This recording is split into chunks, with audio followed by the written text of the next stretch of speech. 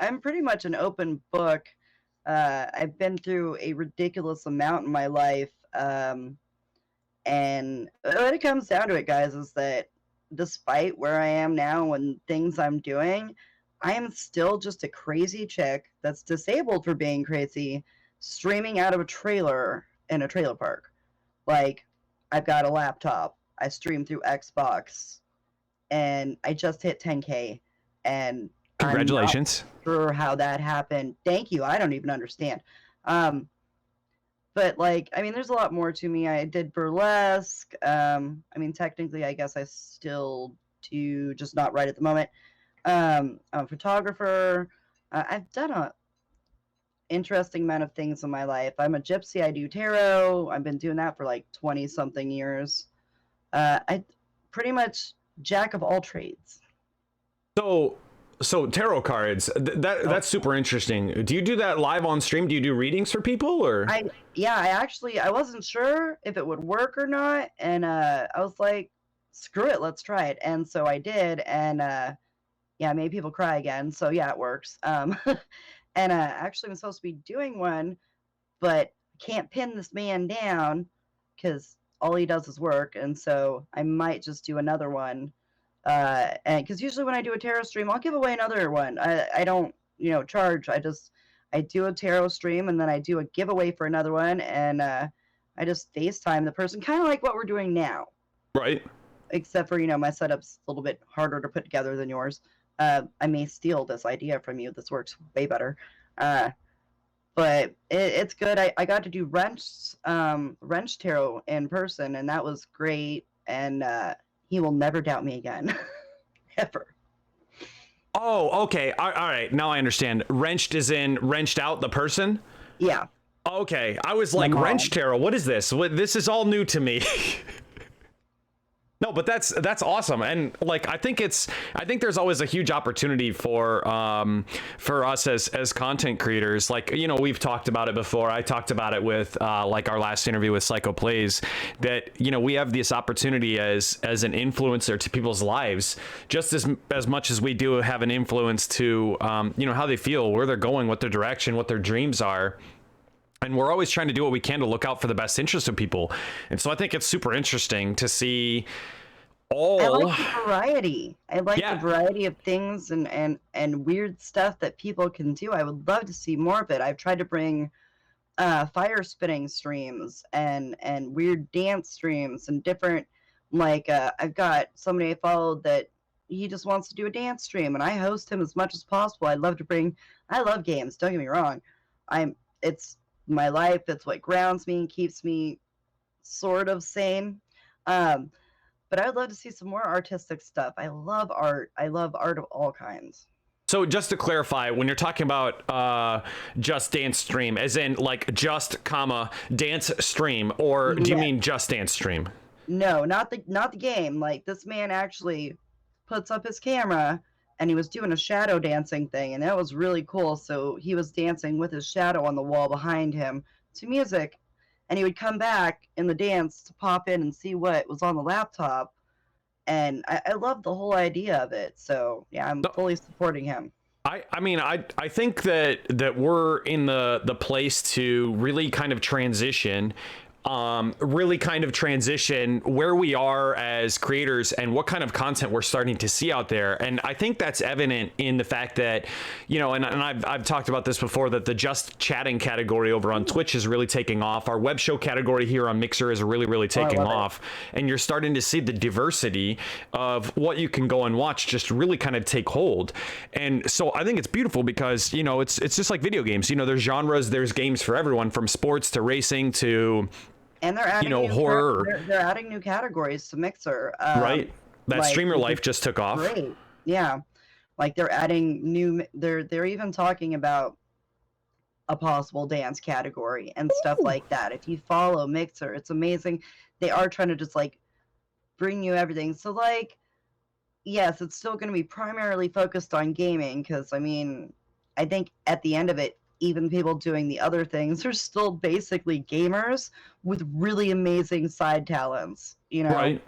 Well, I mean, and we're, It's a gaming platform. You know, a lot of people are coming for, you know, the energy, the involvement behind the game. They're coming for, you know, the tutorial, the playthrough, you know, whatever it may be. They're coming to see the full engagement and, you know, get involved with video games. But I think that's where, like, well, hey, I really don't feel like that kind of hype. I really don't feel like that right now. What else can I watch here? And I think once the world opens up to that theory, that mindset, I think that there's a lot of opportunity to see, one, how we reflect as people, and, you know, the kind of struggles that we go through. And I think that's the beauty of some of these interviews, is that we've had the opportunity to see what the struggles are of people and what, you know, they kind of have to go through. And, you know, I know you brought up earlier that, you know, you kind of have your own situations, your own challenges that you deal with. And I know that you and I have talked about it at PAX.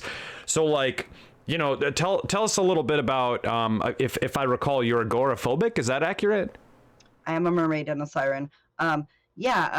Basically, yeah, I'm agoraphobic, which is an awkward thing to have because I'm a really big social butterfly. You can ask Swamp.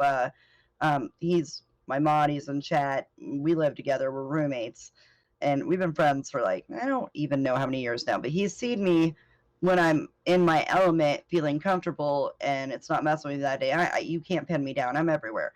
He's a pretty crazy guy. He's a weirdo.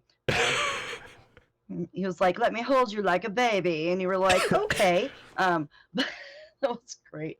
But no, I got around 18, just horribly. Like, it was just one day I was fine, and the next day I wasn't, and had no clue what was wrong with me. Finally figured it out, and I'm 38 now, and I still have so many issues. It's crazy, and lots of therapy. But okay, if you've ever seen the crazy girl in the movie that is more scared to leave her house than to get killed by the killer, that's agoraphobia.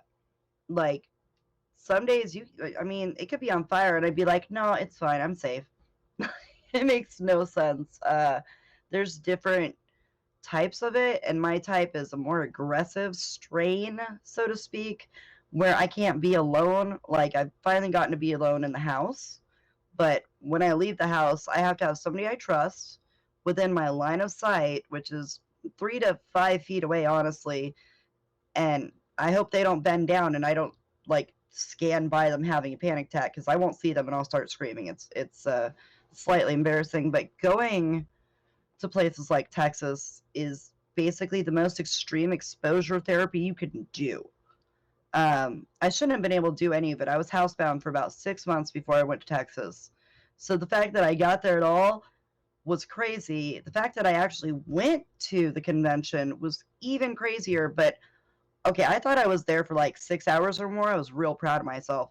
Mm-hmm. And then it turns out it was only 3. I got, like, nothing accomplished.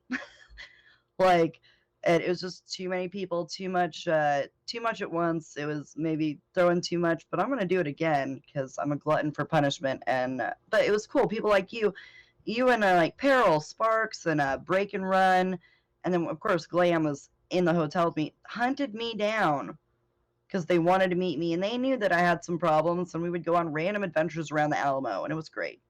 I had a blast. But I think there are a lot of good people there, and I think that, like, as you start to, a lot of the people on Mixer have some mental stuff.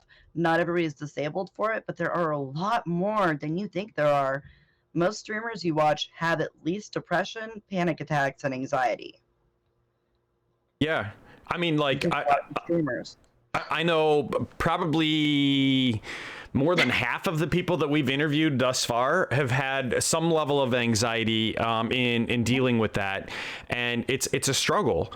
You know, it's challenging for individuals to kind of come out of their shell, to you know, explore new possibilities, explore new potentials, explore new avenues of, you know, like streaming and interacting with others. And I think that's the beauty of streaming in general, or content creation in general, is that you can still make friends with a little level of an anonymity to it, but be real about it, because, you know, there is that interaction that someone can see. And, you know, you see a lot of other viewers who end up being streamers themselves, maybe bigger, maybe smaller, it doesn't matter. But you can get that back and forth that you would normally get from a relationship. And I think that those bonds... very good friendship. You can feel like you're at a party hanging out with a group of people when you're safe in your happy place at home. Yeah. Well, and Which I is think amazing, and not feel alone. I think that those bonds that we build, the bonds that we build, like when you're at an event like PAX South, you know, you continue to build up on relationships that you would normally have or normally engage with, like just through the computer. But it tests us, and it It's a little tests our. awkward at first. Everybody kind of looks at each other like, "Hey, are you?" Like one of the things that happened to me. Poor Jules has the worst timing ever. So I had to go outside and just sit down and like have a moment away from the crowds. And he comes up to me, and at this point, everybody looks the same. Like I'm having a panic attack. Everybody's just a blur of humanity. And so I've got a person in front of me, and he's standing, and I'm sitting, and he looks at me and goes, "Do you know who I am?" And the man sounds angry. Like, so I'm like, oh God, oh God. And I just looked up and was like, no. And then he like reaches into his pocket and he rips out a business card and just like jams it at me. And I'm like, okay. And I'm like, you know, freaking out. And I take it and I realize it's one of my really good friends, Jules.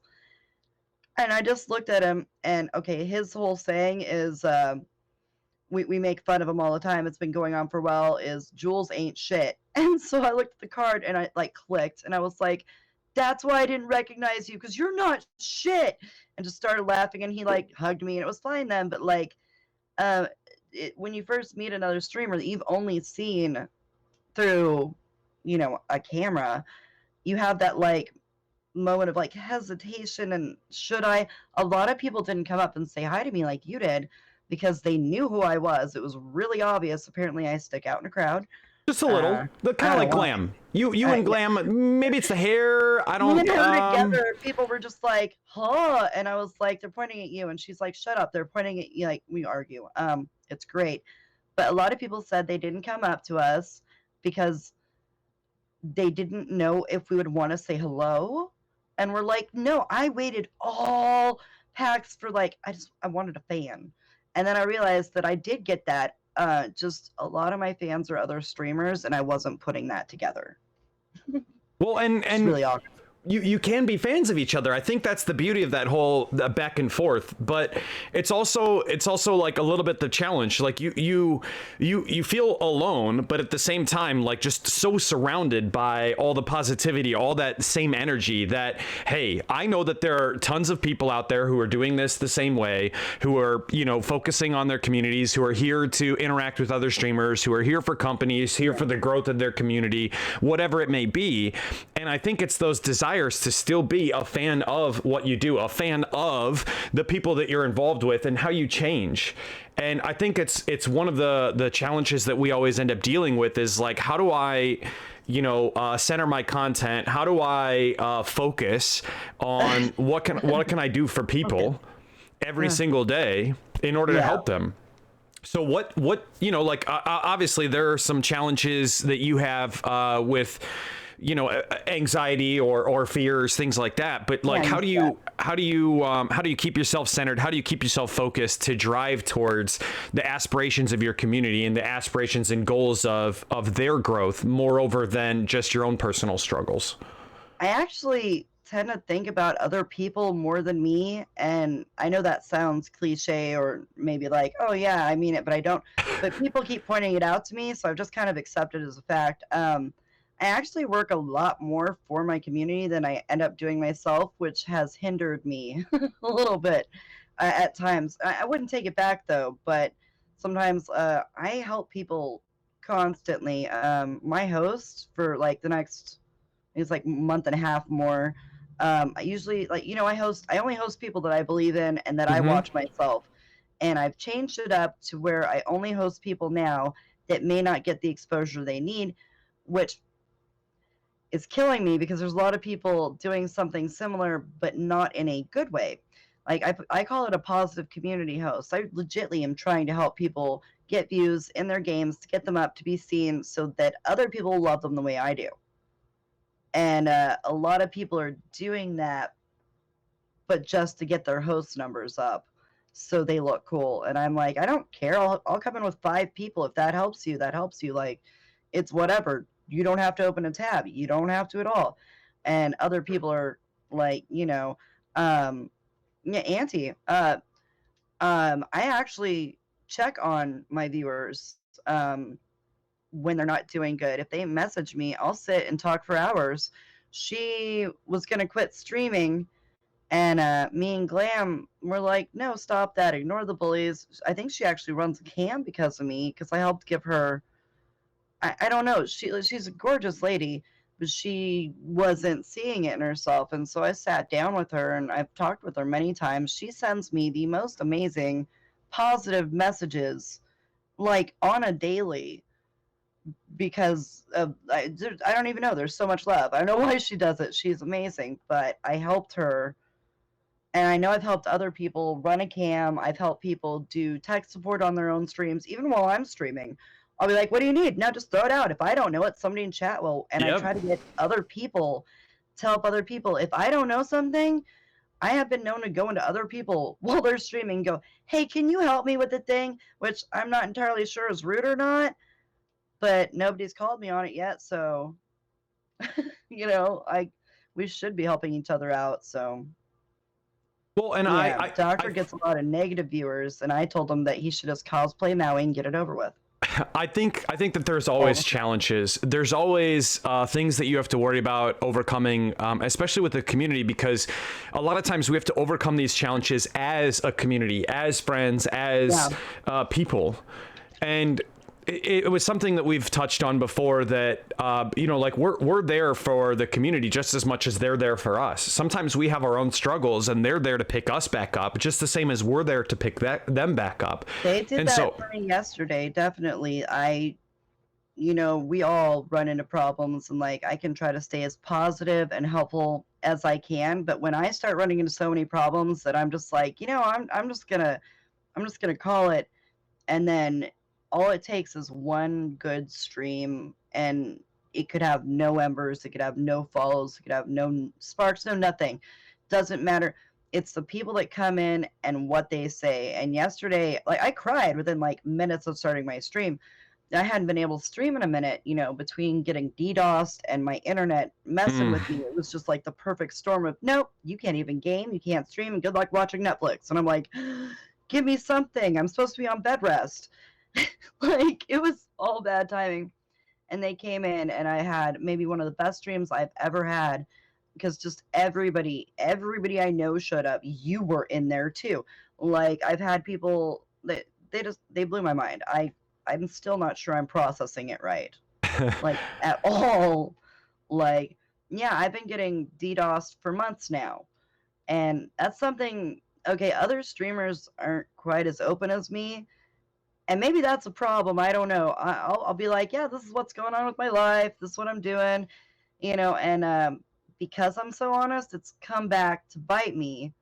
People don't always want to hear the truth, and I just tend to tell it constantly, like, and unfortunately, that was probably maybe made me an easy it made me an easy target.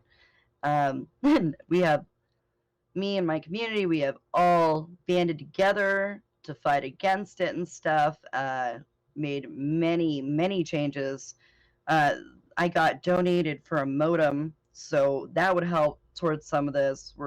We got people looking for VPNs. It's a whole thing.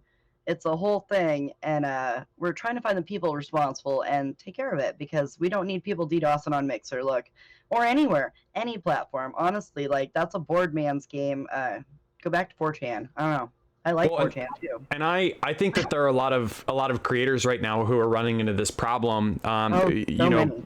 Psycho's running into it. Hufo's had to go through it. You've gone through it. Who else did I see recently? Pink went through it, and she went through hell.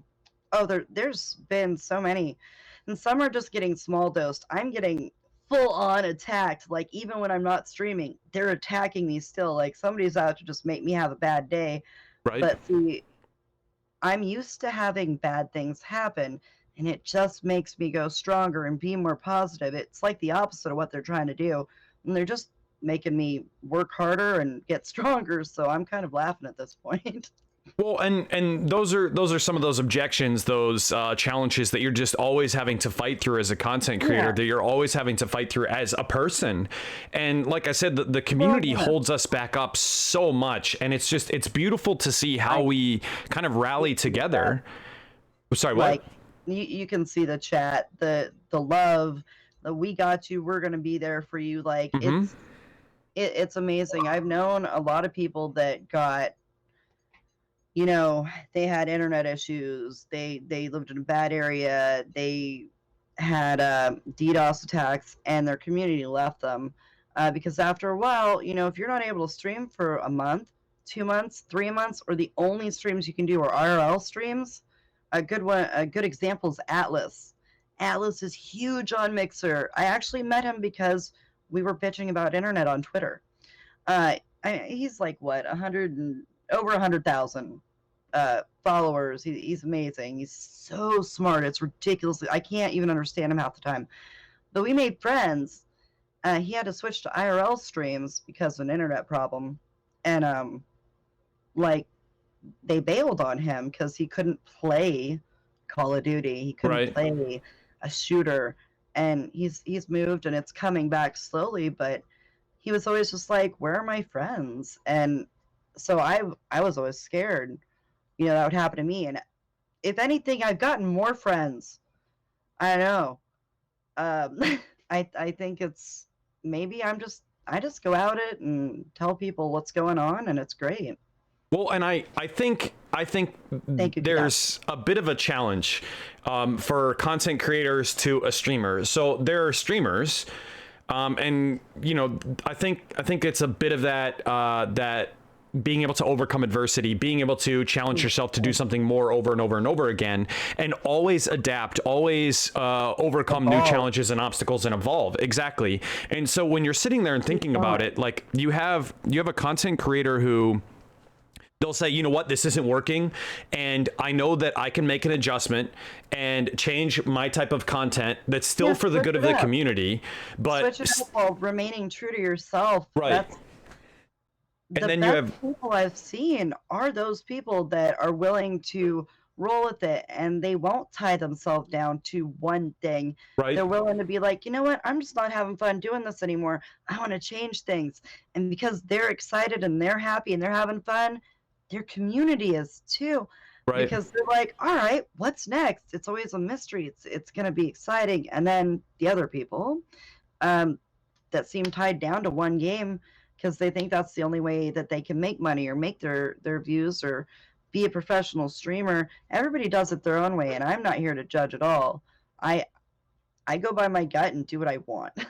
I don't know if it's working or not. I'm making this up as I go. Right. Well, and most of the people are. I mean, to go back to it, like you have streamers who are primarily just focused on one title, that they're a one-trick pony, as it were. And when that falls apart, if the game starts to die, servers go down, whatever, now they have to move on to something different. And so they're challenged. Oh my God, there's a cat. So God, they're which challenged. They're challenged to try and, you know, do something different, do something more, and that's what I love about the difference between, I believe, content creators being the way of the future, and just streamers who, you know, they kind of only have their one thing, because you see much more personal or relationship driven ideals or focus, community centric, you know, mindset from a content creator. That they don't need the game to succeed. They can sit there and have a conversation. So happy when Ninja started playing other games. When I saw him play Dead by Daylight and he had no clue what he was doing, I watched. I was like, where is this gonna go? And like he went for his freedom, man. I can't even imagine what it must feel like to be stuck in one game that, I mean, it's a younger audience and whatever, and to be able to do that and then turn on 18 plus and then just let it all out. Like that must have been like the most freeing experience ever. I was like, yeah, get somebody. Like, you get, I don't know Ninja. I never watched him before, but I watched him that day and I laughed my ass off. He was having so much fun. You could tell he was enjoying it. I just wish he'd communicate with chat more. It drives me crazy. Everybody has their different styles of how they do things. I love talking in chat. Like, one of the problems when I switch to PC is that I'm not going to have a big bubble on my screen with my chat in it, so I can instantly get that feedback. But I'm going to figure out a way. I'll hang something from the ceiling. I DIY all my backdrop. I'll figure out. I'll have chains from the ceiling with monitors, so it'll be like right there. I don't care. I'll figure it out. Well, and I think it all goes back to that same focus that, you know, it's not the game that's making this, it's the people that are making this. And that she will die trying to talk to chat. She's not wrong, man. I will. I mean, I won't take it that far, but I may stand on a chair or two. I'm quite short, and it may be unsafe. Somebody else will have to get taller. No, and absolutely. Like I think at the end of the day, like that's our whole focus. That the beauty is like these are the moments that you know, we just understand each other. That's the future of streaming in general. And I don't know. I think that you know, to circle back around, like we have a lot of opportunity as people to build better relationships through this and continue to grow as people. And so I think that, you know, Mixer stands to gain most predominantly.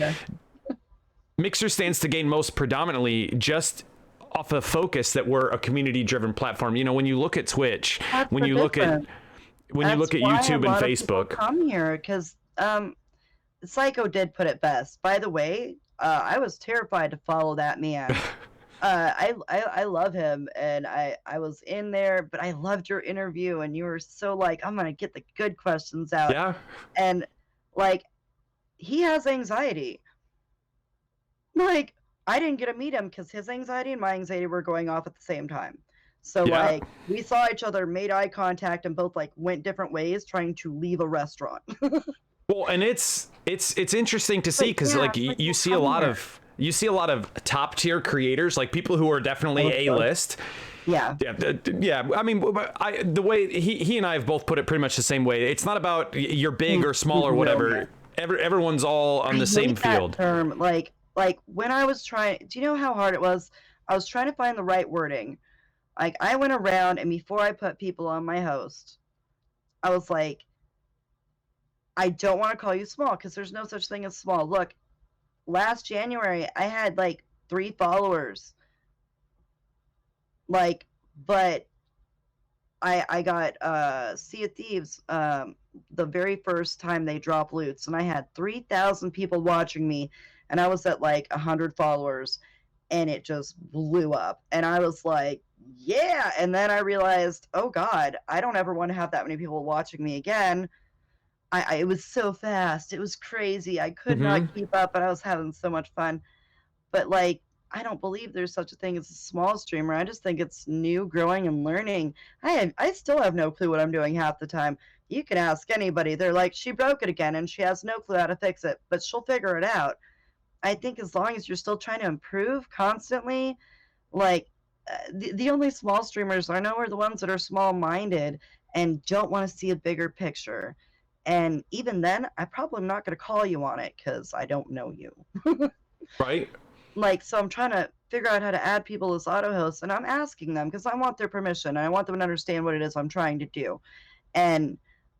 But so many people use that phrase, small streamer, big streamer, and it's all about the numbers. And yes, of course, numbers are going to matter. Viewer counts are going to matter. But after all, like, it matters, but it doesn't. Like, yeah, that's how you'll get the most exposure. But at the same time, if you are sitting there and there's nobody in your chat, but you're having a good time and you're talking on and you're going crazy and you're enjoying yourself, I'm going to follow you, and you're probably going to end up on my host, and then you're going to get confused when I raid you and not know what a raid is. And I'm so excited to do that. Like, it's amazing, that experience. Oh my God, tags. Well, and I think that there's a lot of opportunities to see those struggles that bigger content creators deal with. As I was saying, like, you know, you were talking about you know, you going and seeing Psycho, and, you know, like, you guys both going off separate directions. And like I said, a lot of these people deal with struggles. You deal with struggles. Everyone deals with struggles. But like, most people aren't as open and honest about it because what a lot of people put on stream is them, but it's maybe a slightly modified version of them. and that's fine because people like to keep their personal life personal, and on stream they're still them, but maybe they're like a more hyper version, or maybe they're just like more amped, or maybe they're, you know, a different perspective, and they're going to keep their personal lives private. I have a problem doing that. I need to learn and get better. So I'm just like, yeah, whatever, check out everything, I don't care. um, but that comes into play because when you tend to see somebody that's a big streamer, you think of them in their streamer persona, but you don't really think of them like they're human. And when it comes down to it, it's a weird term I use, and I'm sorry if I piss anybody off. When it comes down to it, we're all just assholes sitting here playing games, being weird and having fun. We're all just humans. Maybe some of us are aliens, like, I don't know, that's totally a thing. But Karma's an alien. we're all just the same weirdos hanging out together. So it's really hard to, like, when you get up there, think of yourself as like, I'm a famous streamer. Like, it doesn't, I don't think it ever fully clicks in, like, ever. You're just like, I'm just some jerk playing video games and having fun or drawing art, and I don't know, like, it's confusing. Well, I would definitely disagree. There are a ton of people out there. Yeah, there are a ton of people out there who have huge heads, and know that they're not narcissistic. I'm saying, yeah. No, I mean, like, that they know that they're famous. They know that now I have made it to a point where I don't have to deal with you, quote unquote, because I'm big. I don't have to spend that time. I'm better than you. I must ignore those people on purpose. But and that's kind of what I'm getting at, is that I think that people who are a little bit more humble or a little bit more down to earth stand to see the most gain at the end of the day because they're community centric. And I believe that's the way of the future. Mixer is showing us in a way, and even parts of Twitch are showing us in a way, that people care more about those moments than they necessarily care about gameplay. And now that gaming has become mainstream and that streaming has become mainstream, we are starting to see those diversifications come to the front of the limelight. I hate the mainstream word, but I get what you're saying. It's trendy now. Like, honestly, if you had asked me even just a couple years ago if I would sit and watch somebody else play a game rather than play it myself, I would have laughed in your face and probably made fun of you. Like, why? I can just go play that game. Why am I gonna watch this guy? You know, it's kind of a weird reality to live in, and you know, at any time that it could stop being trendy or cool. I don't foresee that happening at all. I see this exploding, and you can actually watch by the stats that this is getting bigger and it's branching off into new and exciting stuff. And I do agree with you that maybe the people, and I don't pay attention to who's famous, which is a problem sometimes because people get real confused when I'm like, I don't know who you are. Sorry. I've actually made friends that way. But like, when you can't treat other people bad, some people like that. Look, my entire thing is that I yell at people when they're nice to me, because I am not used to it. I don't deal with it well. I don't process the right way. But people love it when I yell at them. They want to be in trouble, and they want to be in trouble and get yelled at by me. I don't know why. You're all weird, kinky freaks, and I love it. But still, you're gonna get yelled at me. I'm gonna mom you. I'm gonna do all kinds of things. I'm gonna tell you not to do that. Like, and you can't tell me what to do. It's like a tantrum. But it's just, like, if you're gonna treat people like they're not people, you're gonna die out. I fully believe in that because of what we're doing here and how we can engage with other people and treat them like other humans, or get them involved, or have, like, you know, people like, I'm terrible at naming my community. Like, yeah, I have the Shadowlands, but everybody else has, like, oh, these are my whatevers, or this is my whatever. I can't figure out what I want. These are people. They're hanging out with me. But even having that gives people something to feel special. They feel loved and needed. They feel seen. You're interacting with them. You're asking about their day. You actually care. And I think that'll die. That's gonna explode. And maybe the ones that do ignore people like they're people, and, oh, I'm too good for you, they're gonna slowly watch themselves just dwindle down and get replaced by streamers that care. Well, I think maybe There's it an might audience just be for more it. stagnant. Yeah, because you've got It's typically what you're boring. talking about, and that's what I was kind of alluding to earlier, is that you have community driven or community centric people, and then game centric people. Some people want to watch because it's how they learn. So if I'm It is. watching a person who's I learned. literally a pro circuit player, I might learn Oh a yeah. couple tricks. I might learn what's making them be a little bit better, because that's where me playing it myself, I'm not going to figure that out on my own. I don't have that I know. processing capability because of the experience. So when you're talking The about middle watching some of ground. those players, I think it becomes more stagnant than it does necessarily growing. I see community driven stuff growing all the time, because it's what we want at the end of the day. We just want to be loved as people. We want to be known as a friend. We want to be known as someone who understands, someone who gets them. We want to feel that reciprocated. So like, how do you work to create a community driven focus or reciprocate that? Is it through a good follow up? Is it through communication? Is it through Discord, Twitter? Like, how do you create Oh my God. relationships that feel tangible to people? Um. See, this is one of the ones where I'm like, I'm not entirely sure how I do it because it's something that I've done my entire life. I have a built-in mode for making friends. I'm not sure where it comes from. I don't know if it's some weird gypsy charisma or whatever. I just know how to talk to people. Um, and it's automatic. It's just a switch. Everybody knows that I'm terrible on socials. I'll admit it. I'm terrible. I'm theatrical and I'm dramatic. That's just who I've always been. So maybe that covers it a little bit. But I suck at answering messages. I will get back to you, but it's probably not. It could be right away. It could be hours. Um, Building a community and making it interactive, I don't know how I did it. I don't know how I've done any of it. I just kind of, I'm just myself and I'm just friendly. And yeah, okay, I guess, well, no, I either make people love me or hate me. That's pretty much how it works. Either, like, there doesn't seem to be a middle ground, like, she's fine. I don't hear that. Either, oh, I love Shadow, or, oh, I can't stand that bitch. Like, those, and usually the people that can't stand me end up coming back because they actually like me, but they're mad or jealous or whatever. And I keep telling them there's nothing to be jealous over. I you don't want any of this, I promise. I don't really know. It's, hey, ask them. I'm not sure. Like, if I was to try to give advice for the question you just asked, I'd have a really hard time with it because I really think that it's a personality driven thing. Some people's personalities are hate me, hate me, hate me, and people love that. They love to hate it, like what's his name? Toxic Man, really big. Dr. Uh, Disrespect? yeah, that guy. No, in real life, he may be just a sweet, cuddly teddy bear. He might be. It's entirely possible. The persona he puts on is, I want you to hate me, and people love that. Um, he's got a big personality. Personalities really help.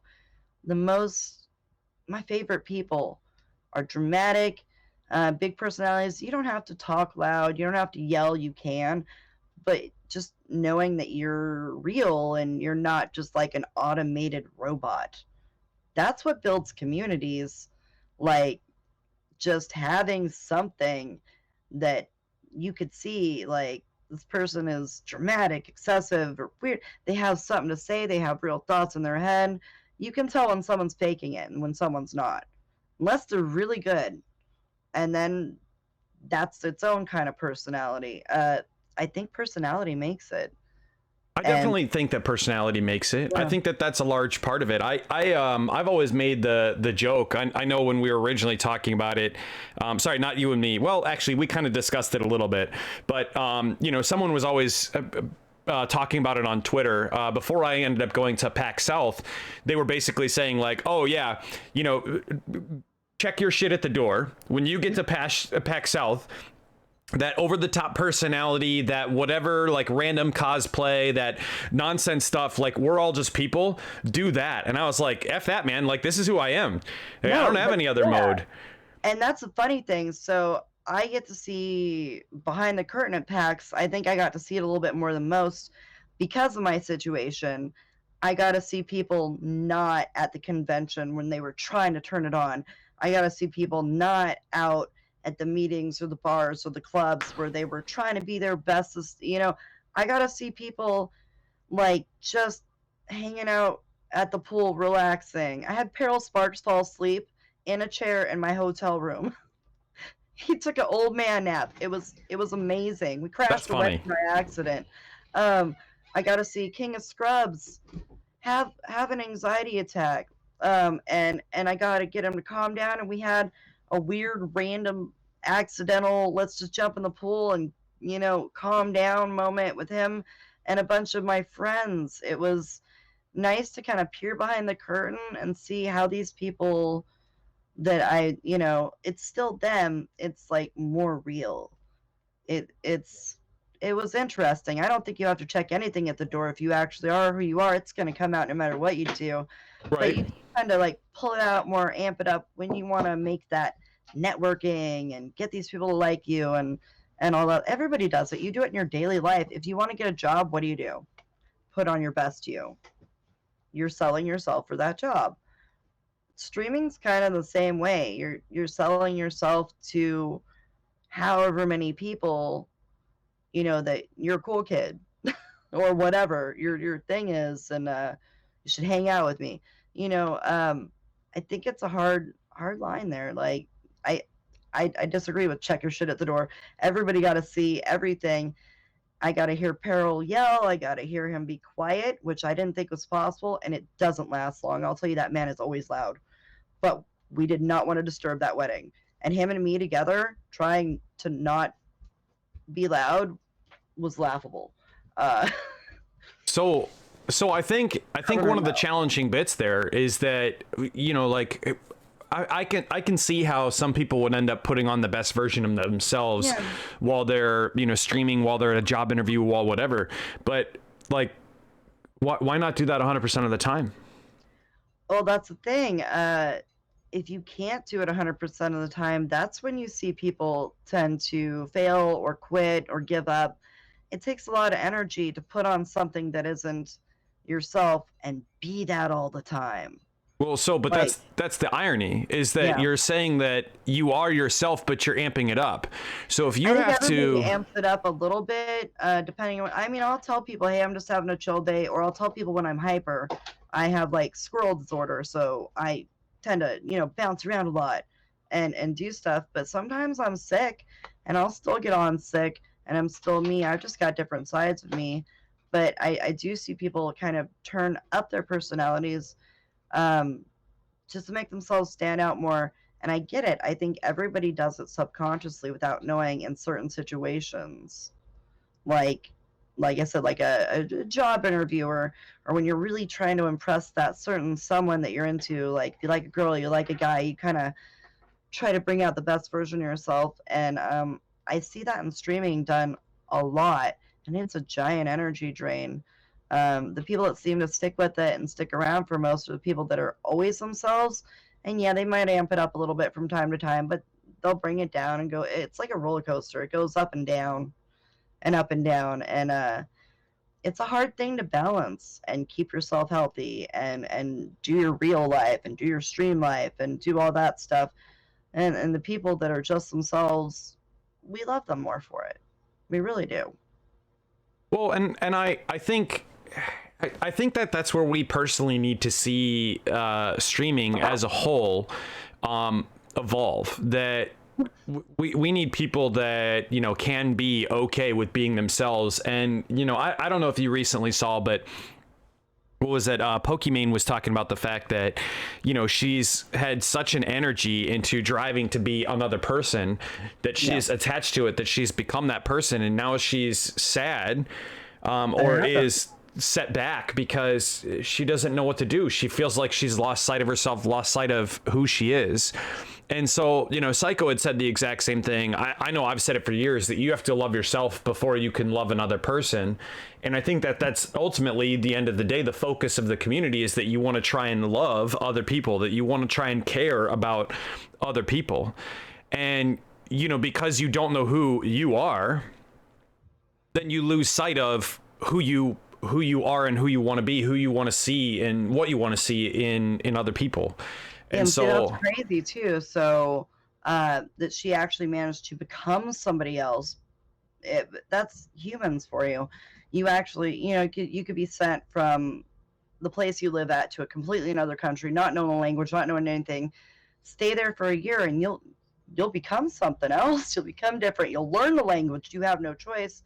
But if you try hard enough to become something, and you put yourself in that persona for so long, you kind of become it. I've done stuff on stage and off stage, and I can tell you that when I get on stage and I do my stage stuff, I do change a bit. And if I were to stay in that for too long, I'm not sure I would like myself as my stage persona.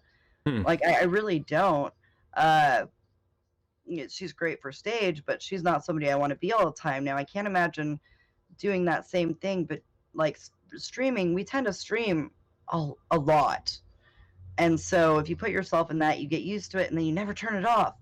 So that's got to be difficult. I can't imagine being like, oh gosh, who am I? Do I go back to who I was before? Do I that's a predicament.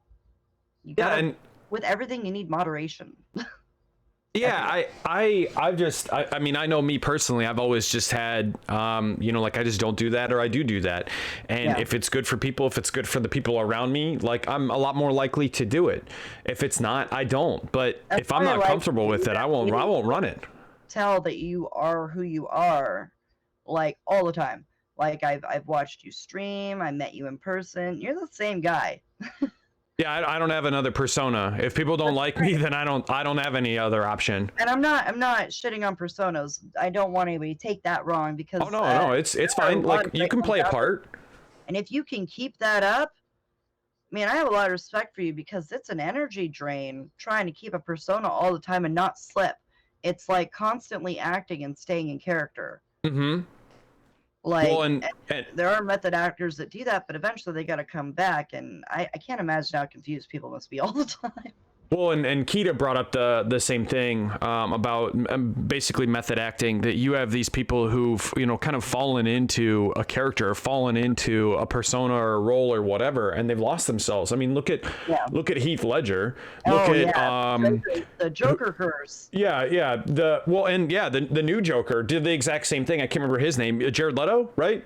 I think he's a method actor. Like, you have all these people who method act because they don't know of another way to actually draw that out of themselves. Warn them all about that's a thing. The Joker curse is that you get so into that character, you get stuck in it, and you know, things get crazy. Tried to warn them all, like, hey, this is a real thing, you know, and it's just difficult. Well, I think that's where you see a little bit of a separation, is the people who can be okay with being themselves, and that's where you see a lot of these success stories in streaming and content creators, is that they're willing to just grow. Like the biggest social influencers, which streamers really are the same as social influencers if you look at it. The best ones are the ones that are themselves. That's just who they are all the time. Yeah, no, and I think that there's a lot of opportunity. Yeah, a lot of opportunity in the future to see that. But like, so when you're looking at, you know, when you're looking at streaming, when you're looking at opportunities, when you want to see, you know, the community, you know, evolve for the better, change for the better, and grow dynamically. And I know that you've already, you know, worked to create a relationship with Bando Namkai. You know, you've got other companies that you end up working with, but like, what do you look for when you're looking at a company, and what sort of traits would you look for that reflect how your community is? So like, you go out there and say, like, let's say for example, Technisport, right? Like, you know, I'm pretty sure You were looking at Secret Labs? I can't remember. We were having a conversation at PAX South. You were looking at another company down there. Yeah, I would just sit in the chair and see how it felt. Right. And so, like, you know, when you're thinking about that, like, hey, if I'm looking at, you know, if I'm looking at this company, is it something that my community would be interested in? Do I believe in their product, and would my community also believe in their product? Do you hunt that? Do you look for that? What specific things are you trying to engage in when you're looking for a new partnership or a new affiliateship? I do things way differently than other people. I don't actually actively hunt things down, and I think I'm supposed to. Um, I told you earlier, I tend to randomly fall into random luck. I'm in the right place at the right time. So I'll never like the people that I'm partnered and affiliated with. The reason I decided to be affiliated or partnered with them is because I actually use what they have and I believe in it. Like with Techni, I needed a chair. My fibro's really bad. I have really bad fibromyalgia. It's pretty freaking advanced. And one of my amazing followers, his wife had it too, and he saw me sitting in this rocking back recliner chair, just like hunched over in pain, and he's like, "You can't do that anymore." And so he got me this chair, and after sitting in it and being able to like actually relax and not feel pain for the first time in forever, I was like, "Oh, that's cool." And I posted about it, and they came to me. And I was like, "Oh, I'm pretty sure they thought me and Glam were dating." She was already an affiliate. We were already friends. They actually mentioned, "Oh, hey," to her, "Yeah, your girlfriend's gonna be an affiliate too." And I was like, "Oh shit, I guess we're dating now." Wait, what? Um, so like with that one, that just kind of fell into me. Yeah, whoops, we're dating. And she was like, "All right." But like that just kind of fell into my lap. A lot of things do that. And I don't realize, or I'll do something right and not realize I'm actually going for something, which is actually what happened with Bandai Namco. Um, I had a friend show me to this really cool site, and he was like, "Hey, you should try this. You can get keys and stuff for games." And I was like, "Yay, free games!" And he's like, "And you can stream them and have fun." And I was like, "Okay, cool." And I love weird indie games. I love seeing what people make, and sometimes they're just terrible, and sometimes they're terrible, but you'll love them, and sometimes like you never know what you're gonna get. I even Yeah. had one where I played it, and the entire time there was these numbers scrolling down my stream, but it only happened when I had the stream up, and I was like, "This is broken. I'm giving feedback." But I love the other part. I still have those games. And I ended up playing Bless Unleashed, and I had a lot of fun because it reminded me of EverQuest, and I do Mm. such dumb things in MMOs. I don't care what level I am. I'm gonna go exploring. I'm gonna attack the biggest guy around, and I will die as many times as I need to in order to get to that secret cave I can see back there. Like I just had fun and screwed around, and apparently I was. They liked it. It was different. They were like, "What's a level 4 doing fighting the level 40 bone dragon?" And I'm like, "I'm rezzing people. I can help. Look, I did a buff." It's like the lowest level buff you can get. Like I'm laughing and having fun, and then that suddenly turned into this huge thing, and everyone's like, "How did you do that?" And I was like, "I don't know." I don't know. I just played a game, had fun, and enjoyed myself. And I've seen that happens. If you actually just kind of go after what you love, like, yeah, you can reach out to the companies. I'm sure there's a more proper way to do it than the ways I do it. I've not had to reach out to anybody. I've given my business card out, and I'm talking with stackup.org about some vet charity stuff. I think that's as much like work. I know there's so much more you're supposed to do, but like for me, unfortunately, it sounds horrible, but I've just gotten really lucky, and people liked what I was doing and reached out to me. You got to be careful though, because some of the people that reach out to you are scam artists. Yes. I've had multiple clothing companies be like, "We like your style," and the very first one I got, I was like, "Oh!" It was the very first thing I'd ever gotten offered. I was super excited, and then do your research, check that site out, Google them, make sure it's not a scam, make sure that you don't have to buy a whole bunch of products first and then Ugh. maybe they'll, like, there's so much out there. You got to be really careful. And I mean, I'm still, yeah, check into them. I'm still like paranoid because I didn't fall for it, but I almost did. And I was so happy and excited. And I thought it was a big shot. And this cool, like, goth clothing company wanted me. Oh, I have reached out to one company, actually. I did try to actually work to get with one person, and it backfired terribly. And I never heard back from them. They hurt my heart. Uh, but I actively tried. I did all the things you're supposed to do. I took pictures and did product placements and reached out to the company managers and social media and it just didn't go anywhere. It I happens. don't think they understood what Mixer was. Well, and I think that they're they would have I would have gotten it. right. But they didn't know what Mixer was. They don't understand that. I'm trying to explain it. I'm not sure what I'm doing. You know, that swamp. I mean, he can, yeah, it was Killstar. Look, I love Killstar. This is Killstar right here. What I'm wearing.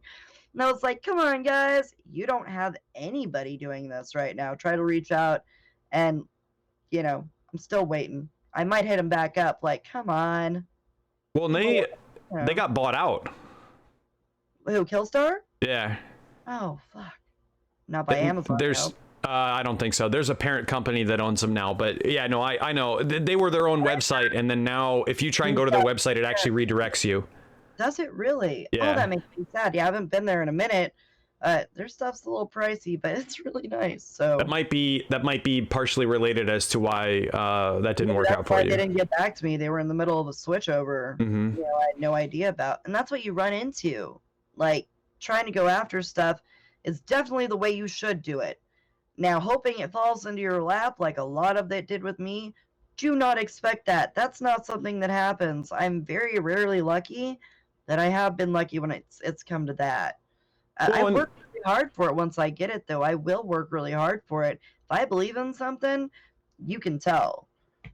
Well, and so there's always opportunities. I think you know, we've touched on it before, that sometimes it's about, you know, a person's potential, that you have to set yourself up to win, and then the moment that there is the exposure, the moment that there is the discovery, if you are in the right place, if you are in the right state of mind, if you are you know, professional, then the opportunity might present itself. And so, like, you have to be prepared for those moments. And if you aren't professional, see, so that's one thing that I've run into time and time again. I am Jack's utter lack of professionality. But that is professional. Like, I guess, but the fact that I am inappropriate and I do weird stuff and I say whatever, you know, and look at Wendy's Twitter feed for terms of service. But look at Wendy's Twitter feed. Like, it's a meme joke. So, like, I love it. If you were to go for, you know, something like, let's say McDonald's versus Wendy's, it depends on the type of company that is presenting itself to you. And companies that are interested in that, companies that are interested in you, are going to seek out or try and find people of like mindset. It's the exact same thing that you said earlier, that and Keita said, that, you know, people that are around, let's say, you know, hyper energetic people that want to watch games, are going to go and look for content creators, communities that are focused on that mindset. So if Killstar were to approach you, they sure as hell wouldn't approach me. They're just not going to. I'm just not the personality type. I'm not the market audience. It just wouldn't make sense. It's not a smart business choice. Yeah, exactly. And I'm okay with that. But, like, I think that it's not professionalism. It's professionalism in the category. That's a good point. And I don't think of it like that way. So, like, I didn't realize that, like, my mind was blown when Pac-Man loved me. I was like, wait, out of all these cool, professional, family-friendly streamers, I'm sitting there chain smoking, cussing, and talking mad shit. Why? Like, it took me a while to figure out that they're just as freaking sarcastic and amazing. So I was like, okay, I get it. I see your developers and the people you work for now. They're all just, and in the game, the references and stuff, I'm like, okay, that makes sense. But at first I had no clue. Right. Like, why don't you pick me? I'm not turning down. I love this, but now I'm a Bandai Namco Entertainment champion. They even gave us a title. And they're Right. like, pull it out. And I was like, okay, yeah, no problem. But Like, and it's that piece. It's like you have to own your brand, and I think that that's a lot of it. That when you're talking about a category that you want to be in, like let's be real, Dead by Daylight is a perfect category for you to be in. Bless Unleashed is a perfect category for you to be in, and I don't succeed there. I just don't, because that's not who I am. yeah, it's if it's not something that you like and it's not obvious that you like it, don't do it. I watch people try to play Fortnite every day to hopefully get rated or hopefully get noticed or whatever, but you can tell that they hate the damn game. That'd be like me going to play Fortnite. You could tell that I hate it. I can't build. I get killed by 5-year-olds. I'm not happy about that. I'm not cool with it, and I'm not going near it. But people would be like, she hates this, and I'd Right. get nobody. I'd have nobody. Nobody come watch that. I wouldn't watch myself. Well, Like, I know personally, like, I've made the choice to play Fortnite because that's what the community wanted, and I'll play anything. I'm just a gamer at heart. It's hard, but you have to grab 100 of those and 100 glams, and we'll play it for about 10 minutes. And that's all you're getting, because that's about all we're going to be able to stand before we just rage quit and start throwing stuff. I get it. I mean, like, the people loved it. The community loved us playing, and they still every once in a while ask us to go back and play. I just, it's just not me. It's not me. Like, I'll still have fun playing because I'm a gamer. I don't mind playing whatever, but it's definitely not my normal. And so, like, how do you make my picked. I hate it. how do you make decisions based off of what you're going to play? And, like, let's say 3 years from now, DBD's probably not as successful. DBD's probably going to be a dying category. Because I am a variety gamer, and because gaming is my happy place, my safe place, and it's what helps with when I'm having a really bad panic attack, I can game and it will help. But because I have so much that I love, I play everything from first person shooters to building games to Like Fortnite. Rock Band to Final Fantasy to I'm all over genres, and I always have been, because basically I grew up really poor, so whatever game I could get, I played it. And I ended up getting just different stuff from different consoles and different things. I play at my friend's house. I play anything. I didn't care. And it grew into a love of a lot of things. I play racing games. A lot of people don't know that. I play all kinds of really strange stuff. So I don't ever foresee a problem, because I'm always looking at the next weird game and being like, ooh, what's that? I get excited super easy when I watch other games, like battle games, fighting games, like whatever it is. Since I love all the genres, I think the only one I could not get into is sports. And that's because I find it horribly boring, and I don't really like it in real time. Like, if I like hockey, I like hockey in real life, and in game form it just doesn't make sense to me. I like maybe tennis I could get into, like if it had like a bat you can move. Like, I'm not sure. Like, you'd have to make it a lot more VR and a lot more like Beat Saber. I love that. That's a cool idea, but I think that's the only category. Is Mario Tennis it's Mario, and I do love Mario, but I'm not sure. So you kind of brought up something about diversity and being able to just adapt to any game. And when you're talking about, what an individual community member might like, we all have different interests as community members, and we bond together through some games and other games not so much.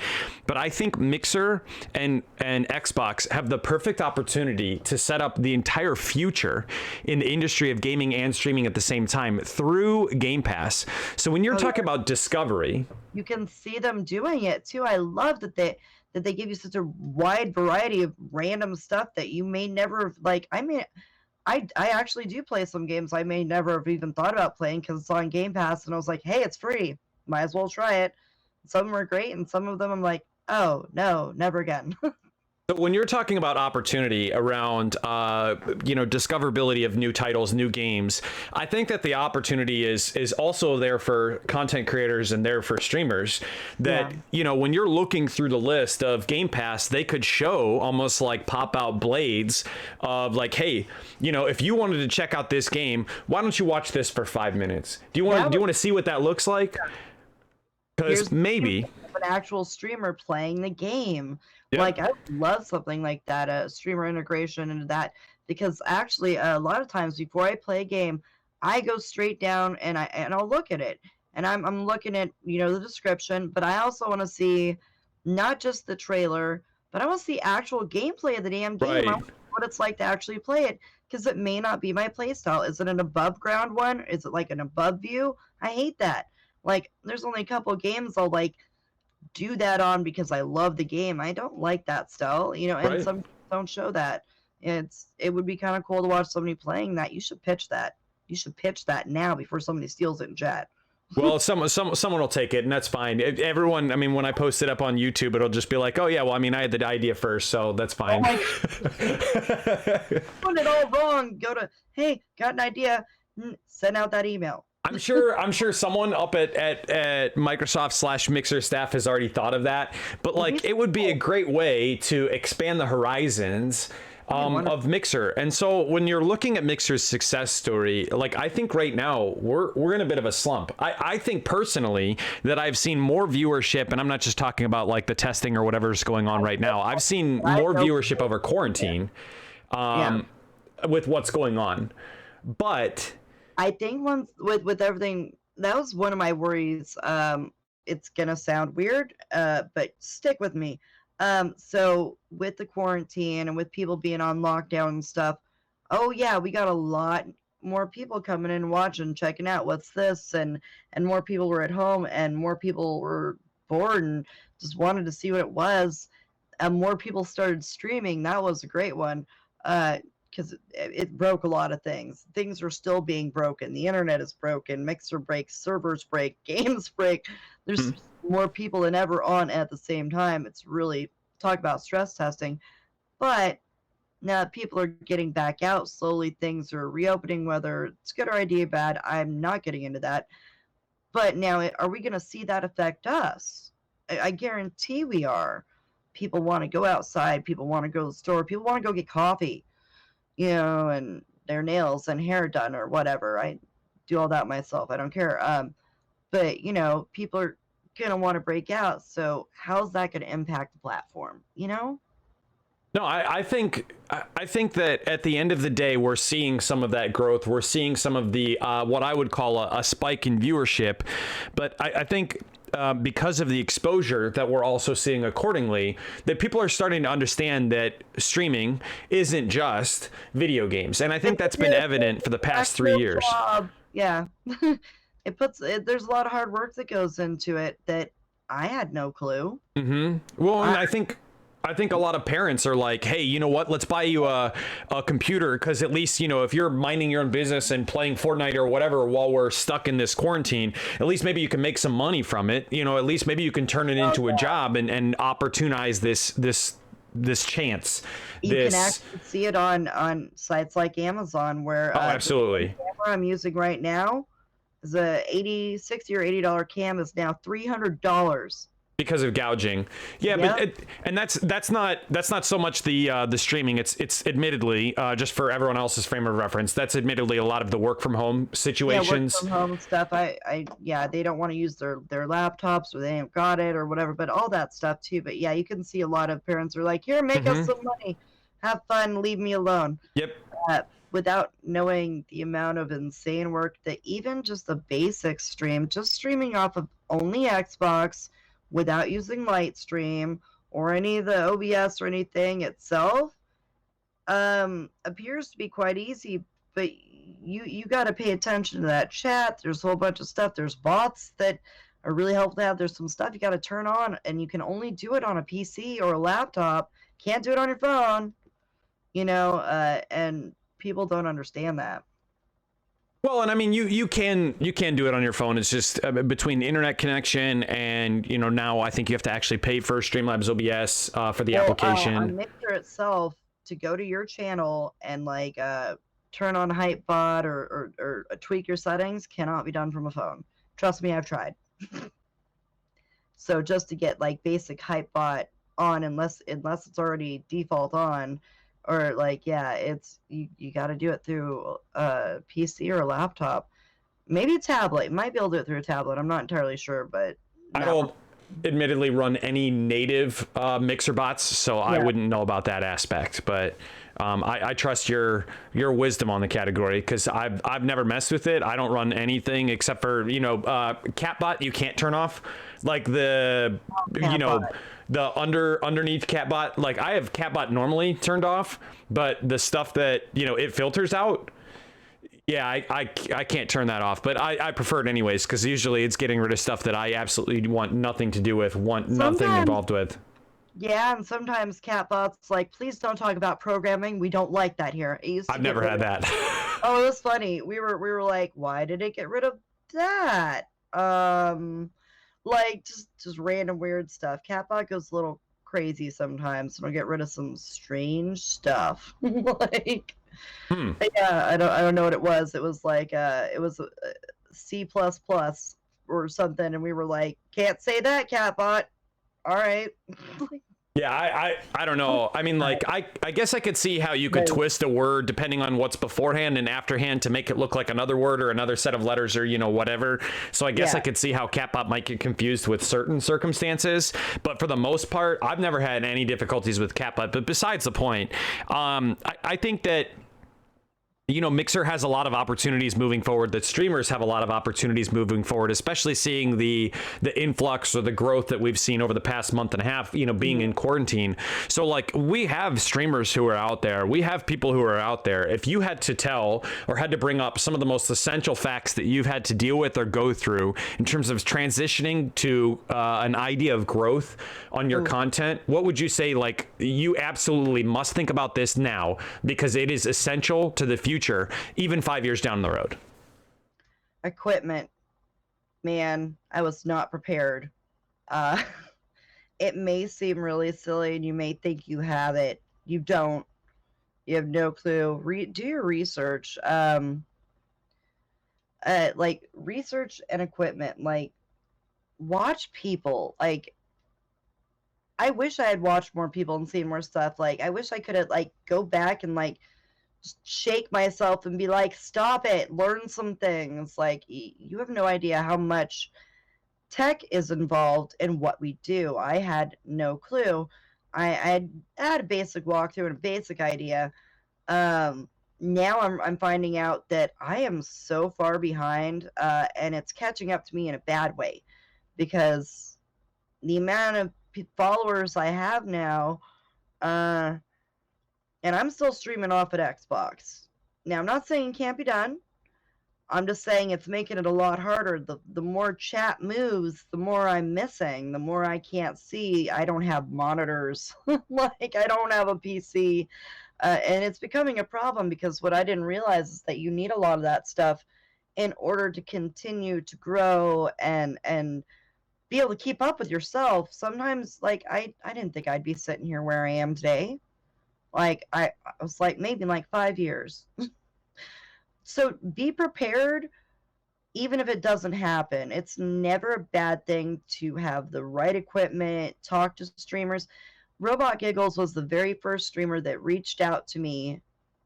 I told her I liked her cosplay, and that woman reached out to me and helped me on Mixer, which is insane, because she's amazing. That's amazing, and she's sweet as pie, and I'm not entirely sure that I'm appropriate for her, but she loves me for some reason, and I'll take it.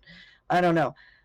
But reach out to a streamer and ask them stuff like this, because what goes on behind the scenes here, like, I've seen other people try to show people, and I definitely try to show people, but right now I don't have a capture card. I can't show you all of the crap that I have to run just to hit go live, because with the more numbers and more people and more active chat, you're going to find that you are not prepared, and if you can't keep up, you're screwed, man. Like I'm having to play catch up pretty much constantly, and most streamers usually are. In my case, though, I think it's slightly worse because I underestimated that people would like me. uh, and with community growth and stuff too, you have to be willing to understand not everybody's going to like whatever game you play, and that's okay. They'll come watch you when you play that game next. They may not watch you play one game, they may watch you play another game. um, but it's like, don't put yourself in a little bubble. Like, always be willing to look and see what other people are doing. Like, always see what other people are doing and where they're going. And I'm not saying copy, I'm not saying steal. In fact, if you see a streamer doing something and you love it, ask them if you can do it. I have a wheel now that spins and tortures my audience. I saw Reanimator had it, and I was like, Oh "Oh, that's yeah. brilliant! Oh, I love that!" And she said, "Take it. It's there in Streamlabs. I challenge you to do something better and different with it." And I was like, "Our colors are the same. Dang it!" And she's like, "I know, it's fine. I know you didn't steal it. You know, there'll be people that'll try to steal stuff from you." But yeah, that wheel, I've had so much fun with that. Yeah. Just be willing to try not to steal from other streamers, guys. I cannot enough. I've been stolen from. Yeah, it's not flattery. It pisses me off. Like, if you had So asked me, I would have been like, go for it. And here's the exact lighting you need or the exact whatever, And make sure you don't. I see personalities trying to be stolen, and it's just a bad imitation. So I know you brought up Robot Giggles, and I think that there are a lot of teams that are out there. I know Flashpoint is fantastic, Yeah, teams but are confusing. yeah, the Flashpoint's fantastic, and I think that there are a lot of highly professional people that exist in their team, that exist in their network, that just really take the time to sit back and help out, or they're okay with just being humble and personal, and I think that's beneficial. So when you're thinking about all the people that you've looked up to, when you're looking up to mentors or people who've influenced you to make the decisions to get you to where you are now, what's the biggest change that you've noticed, or the biggest change that you've implemented from someone that you do look up to, or your favorite content creator, and who is it? That would have to be Reanimator, and she knows it. She doesn't accept it, but she knows it. So she pushes me, and she pushes me as a friend and a fellow content creator. And like, I just ran across her one day, and I loved her whole thing. I love horror. I've always been that weird little pastel goth girl running around doing my own thing, and I'm alternative. And I find her, and she's a beautiful Canadian horror streamer, and she reminds me of like if Elvira had a constant talk show and she plays video games. And Pretty much, yeah. and her community is so just full scale love and support, yet gruesome and horrorsome in their own way. I loved that. And she asked me what I think everybody should ask themselves. And that was the hardest question. And I'm still trying to figure it out. Honestly, and I think everybody should always be trying to figure this question out. And that is, as a content creator, as a streamer, and I think her mentor asked her this, I believe. Who are you? Just who are you? When you look at yourself, when you look at your stream, when you look at what you want to do, who are you? Find that and build around it. I'm still trying to figure that out. I'm like, well, I just want to be myself. She's like, I did too. But build around that. Make it bigger. Make it, make it brighter, make it darker, make it, more. And she's constantly just like, I love that I have somebody that pushes me to do better and be more without tearing me down. Like, yeah, there's some constructive criticism, but it's never mean. It's all from the heart. And I think that's why I love her so much. We're actually like not that far apart on age or anything. So like I just, but like to have her as a mentor and have her actually treat me as a peer. When she said that she wanted to see me, Miss Mayhem, and Radiant Autumn partnered alongside her as equals, like, I lost my shit. because I couldn't believe somebody as cool as her wanted me sitting next to her, hanging out, having a drink. You know, like, mind blown.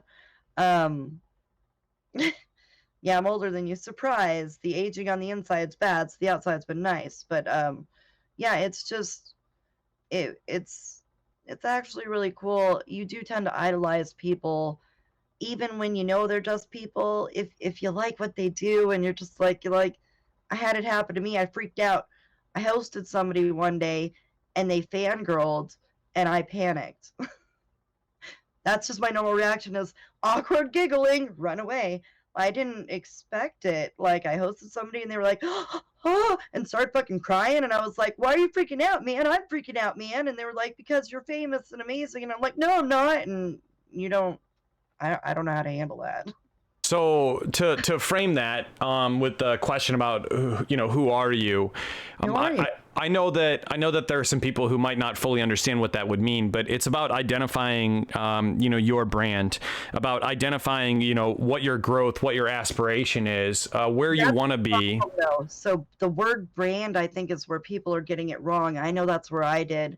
When I think of brands, I think of like Nike and stuff like that. So when you're trying to put a brand on yourself as a person, it gets confusing. I didn't realize that my brand wasn't something like material. I was like, what do you mean brand? I don't get what you're trying to tell me.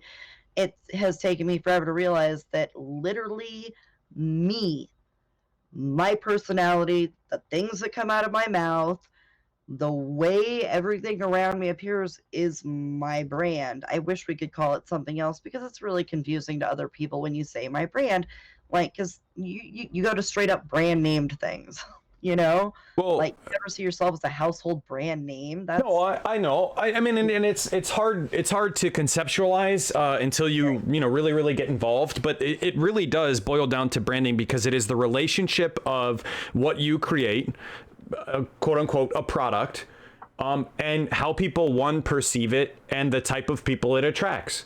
It's a brand. I mean, like Nike attracts people who want to buy sportswear. yeah. McDonald's is going to attract people who want to eat. It's the association of the product to the individual. And so asking who you are is It's not such just a bigger question than you think it is. right. I've sat here and just like gotten stuck in my head for days going, oh my God, this very, very tiny question is so much bigger.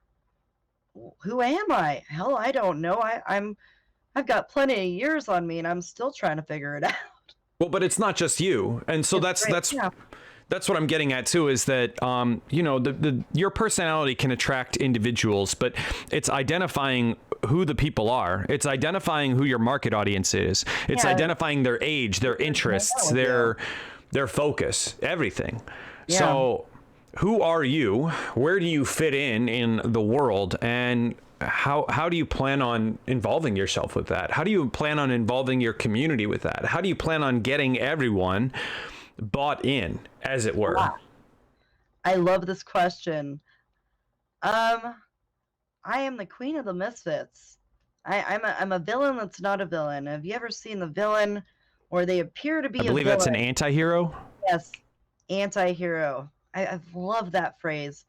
And they may seem like darkness personified, but in reality, if you go back through their backstory or you go back and you see what their plans actually are, you realize it's all for the greater good. And No, kind of whisper, more like Robin Hood. yeah, like kind of like Robin Hood, but a little bit darker. People have judged me all my life for how I look and stuff. I've always been a weirdo. I could have completely blonde hair and wear preppy clothes and talk completely right, and I'm still just, it's in my face, it's in my the way I look, it's in how I talk. I'm not entirely normal, and that's okay. And I realize the people that tend to I tend to gravitate to me are the ones that sometimes feel like they're not completely normal themselves, or they got a quirk, or they just want to be who they are or whatever.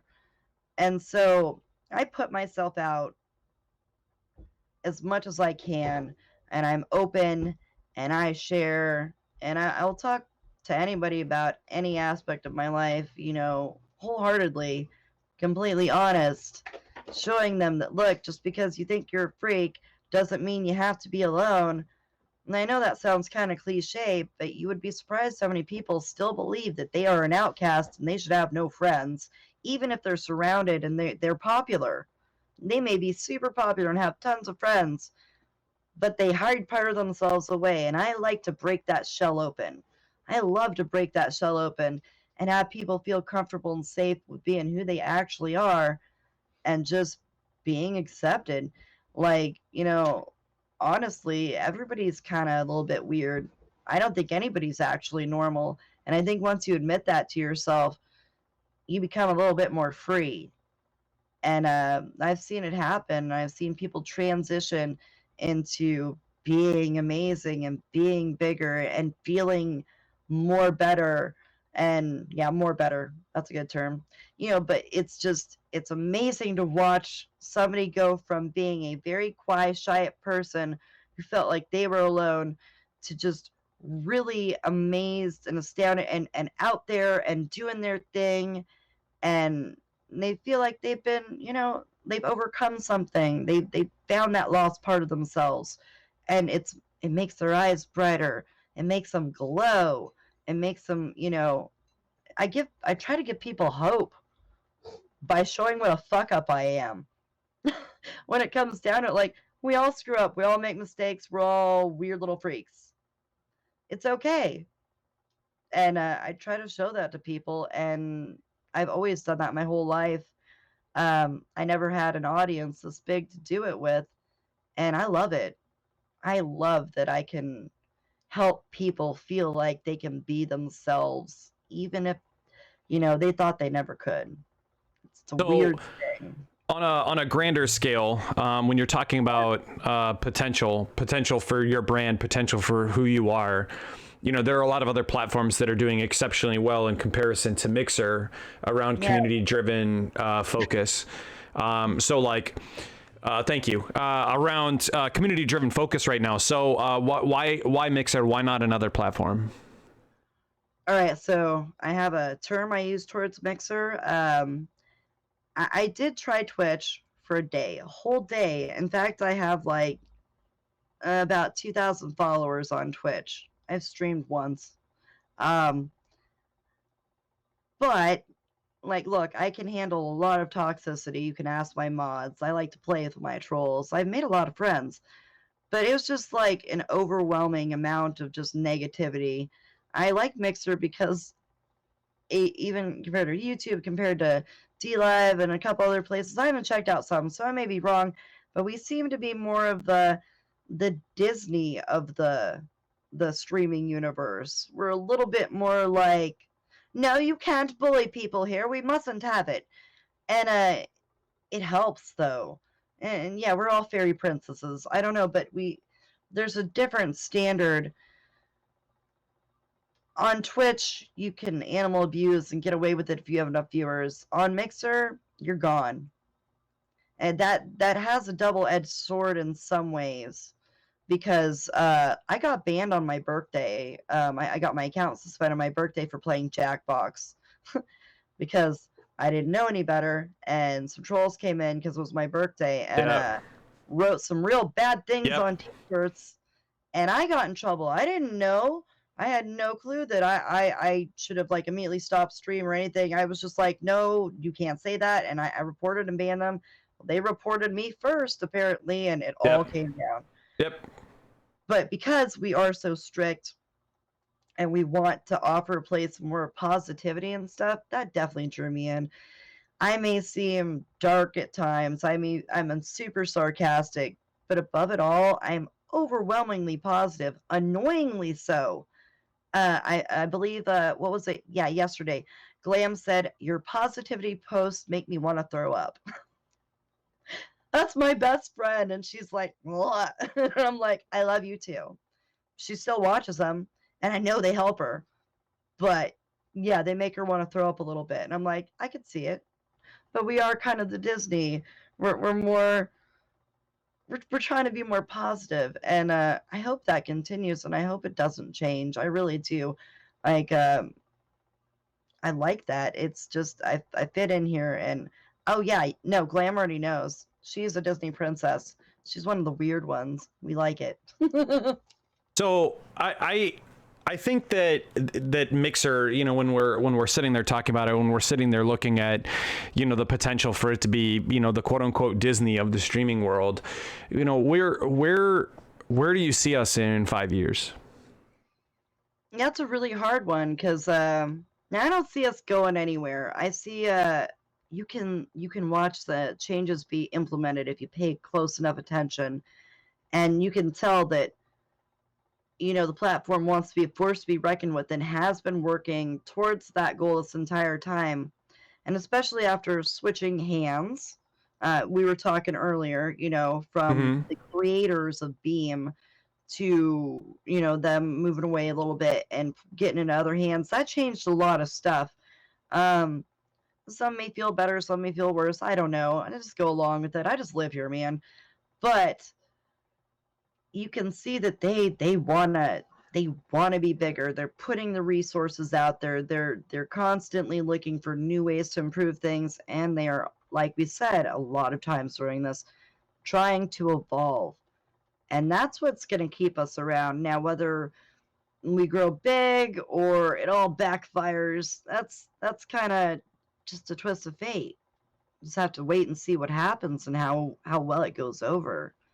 You really do. I love other platforms. Like, just because I had a bad experience on Twitch, I've got lots of friends over there that are just doing awesome, and they love it. And it's just right for them. I've had a lot of people switch over there. And that's fine. A lot more people, like Nate, uh, Sheriff. Oh my God, I forgot what his name used to be, but he was here and he went to YouTube and he's much happier there. Hmm. And it's great. And a lot of people say, well, every platform has to change. Right. I know a lot of people tried D Live, and then that didn't seem to really go over. I don't know if it still is. Well, I try to keep track of things, but it's actually kind of hard to do with so much already going on. If you're on your own platform, sometimes you don't pay attention to other platforms. You're so zoned in on what you're doing that you can try, and every once in a while you'll catch a little thing here, a little thing there. Do your research before you judge another platform, though. I've had a lot of people make really weird assumptions about Mixer in my real life, going, oh, isn't that the one that thinks they're as cool as Twitch, but they suck? And I'm like, have you ever watched it? No. All right, then. you know, like, just have an open mind. Like, I think we're gonna go big places. I really do. I don't foresee Mixer falling. You can watch the gears turning. You can watch the work being put into it. You can watch the love and the growth, despite what some. Do your research. Do your research upon your research. When you see the stats that say that this tiny little chunk is Mixer and this big one is this one, and so on and so forth, actually look into it yourself. Don't look at what somebody's reposted from Reddit. Do your research. I mean, most of the numbers are fairly close. I mean, right now I can't remember. I was just looking the other day, and Mixer's sitting at like 34,000 or something like that. Active streamer accounts or active accounts, like people who watch, people who stream, people who get involved. And what was it? Twitch is sitting somewhere around like 8 mil. I want to say 6 mil, something like that. I actually did the math. Nizzy, that seems off for me because I'll look through my list on Mixer, and just see who's like what games are being played, who's playing what, just hang around.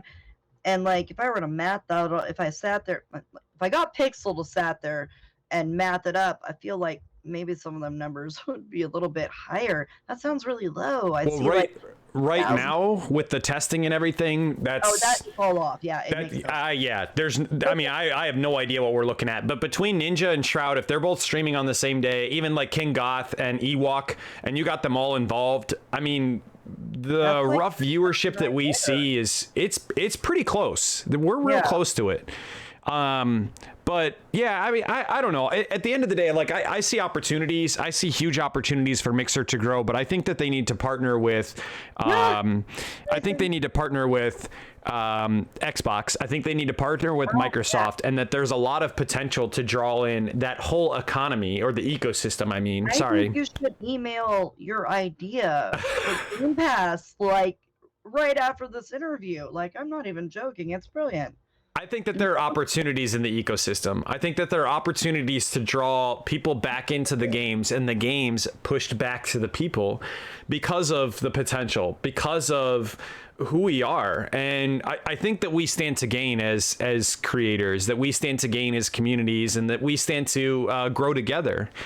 I think that there's always chances for that, but I think Mixer needs to sit back and recognize that they have something on their hands and they need to drive it home. And so how do we get there? So I think that's the challenge that we're at right now, and I think that's where, you know, Mixer could really just explode.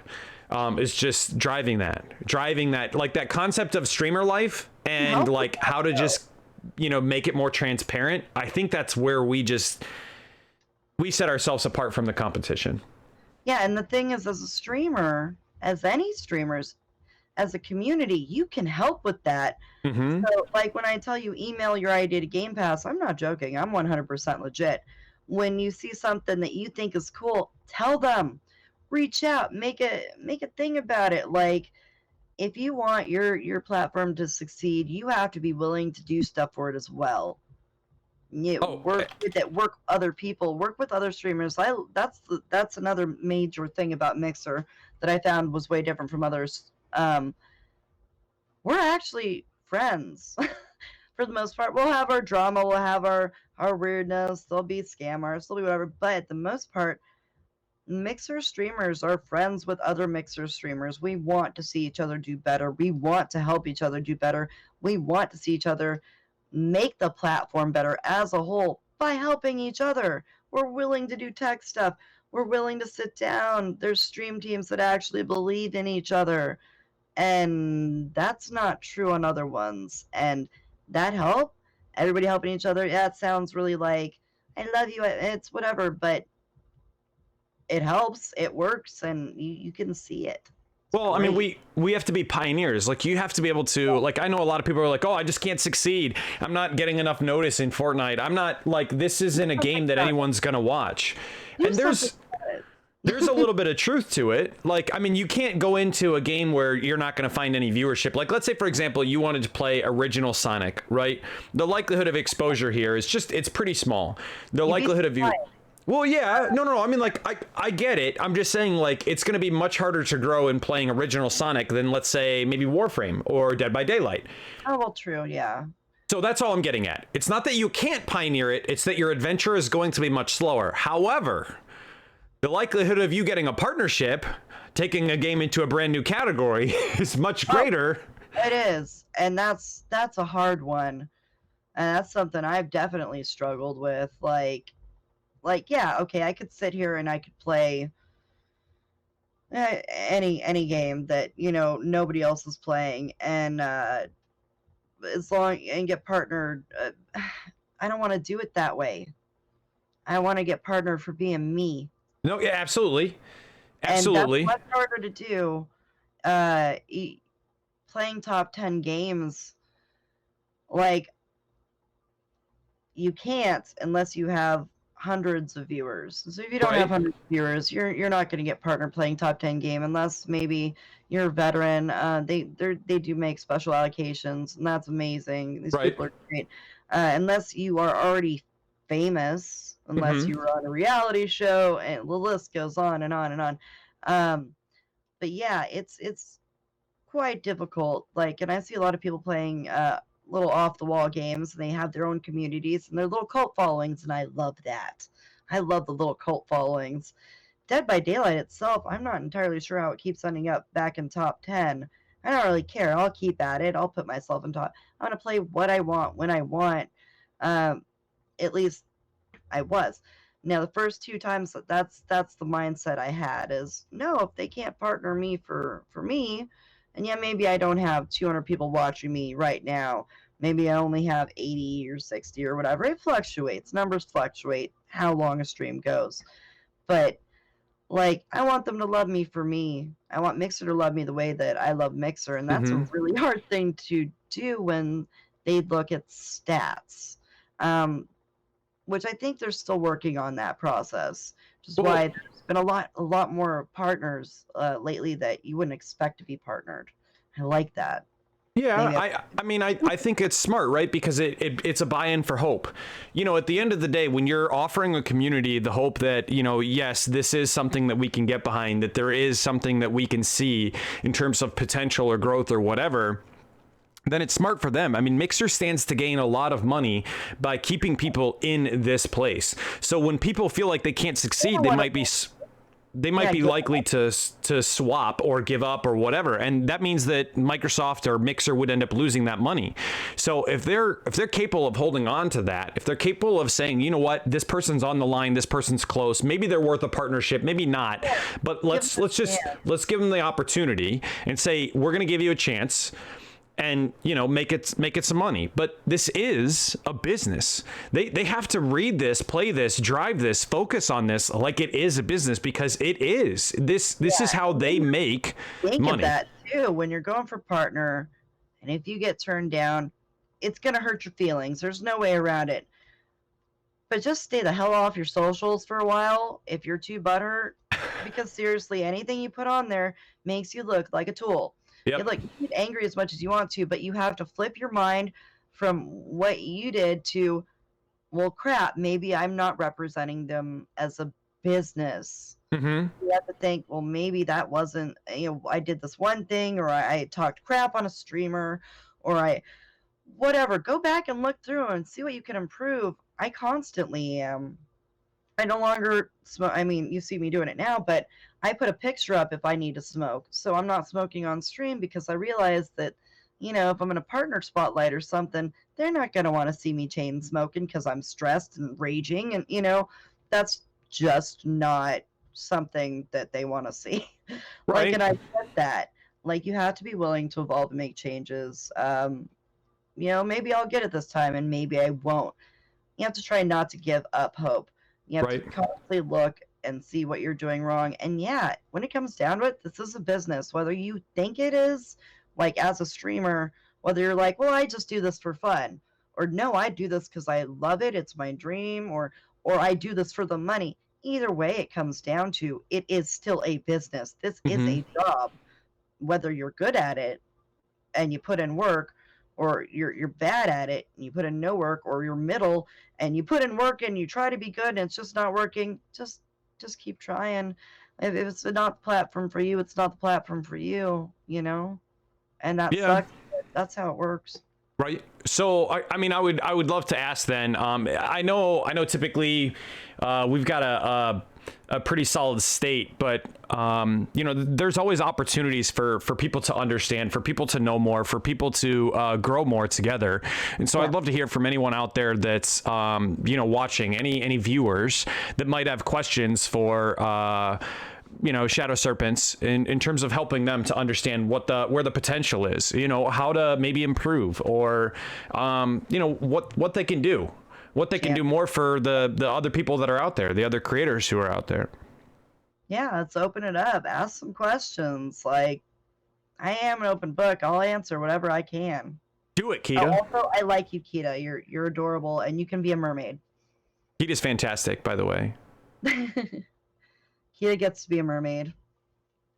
Some probably have struggled with that, and as we discussed earlier, like, being someone that you're not can be really debilitating and stressful, challenging, because it can be draining mentally, physically, everything, and it's a struggle. And I would just like to preface by saying, if you feel like you are having any sort of challenge, or there's anyone out there that's having any sort of mental challenge, please get in touch with rather a professional or a suicide hotline, and get someone to talk to. There are plenty of members of this community, and her community, everyone's community, that you can relate to and be human. But a lot of us, there might be some out there, a lot of us are not professionals. We aren't. We can establish with you, we can empathize with you, we can understand the challenges, the struggle, the pain that you're going through as people, as humans, to other humans. You and like I do IRL streams all the time talking about invisible illnesses and mental illnesses because I have them both and I am disabled for them both.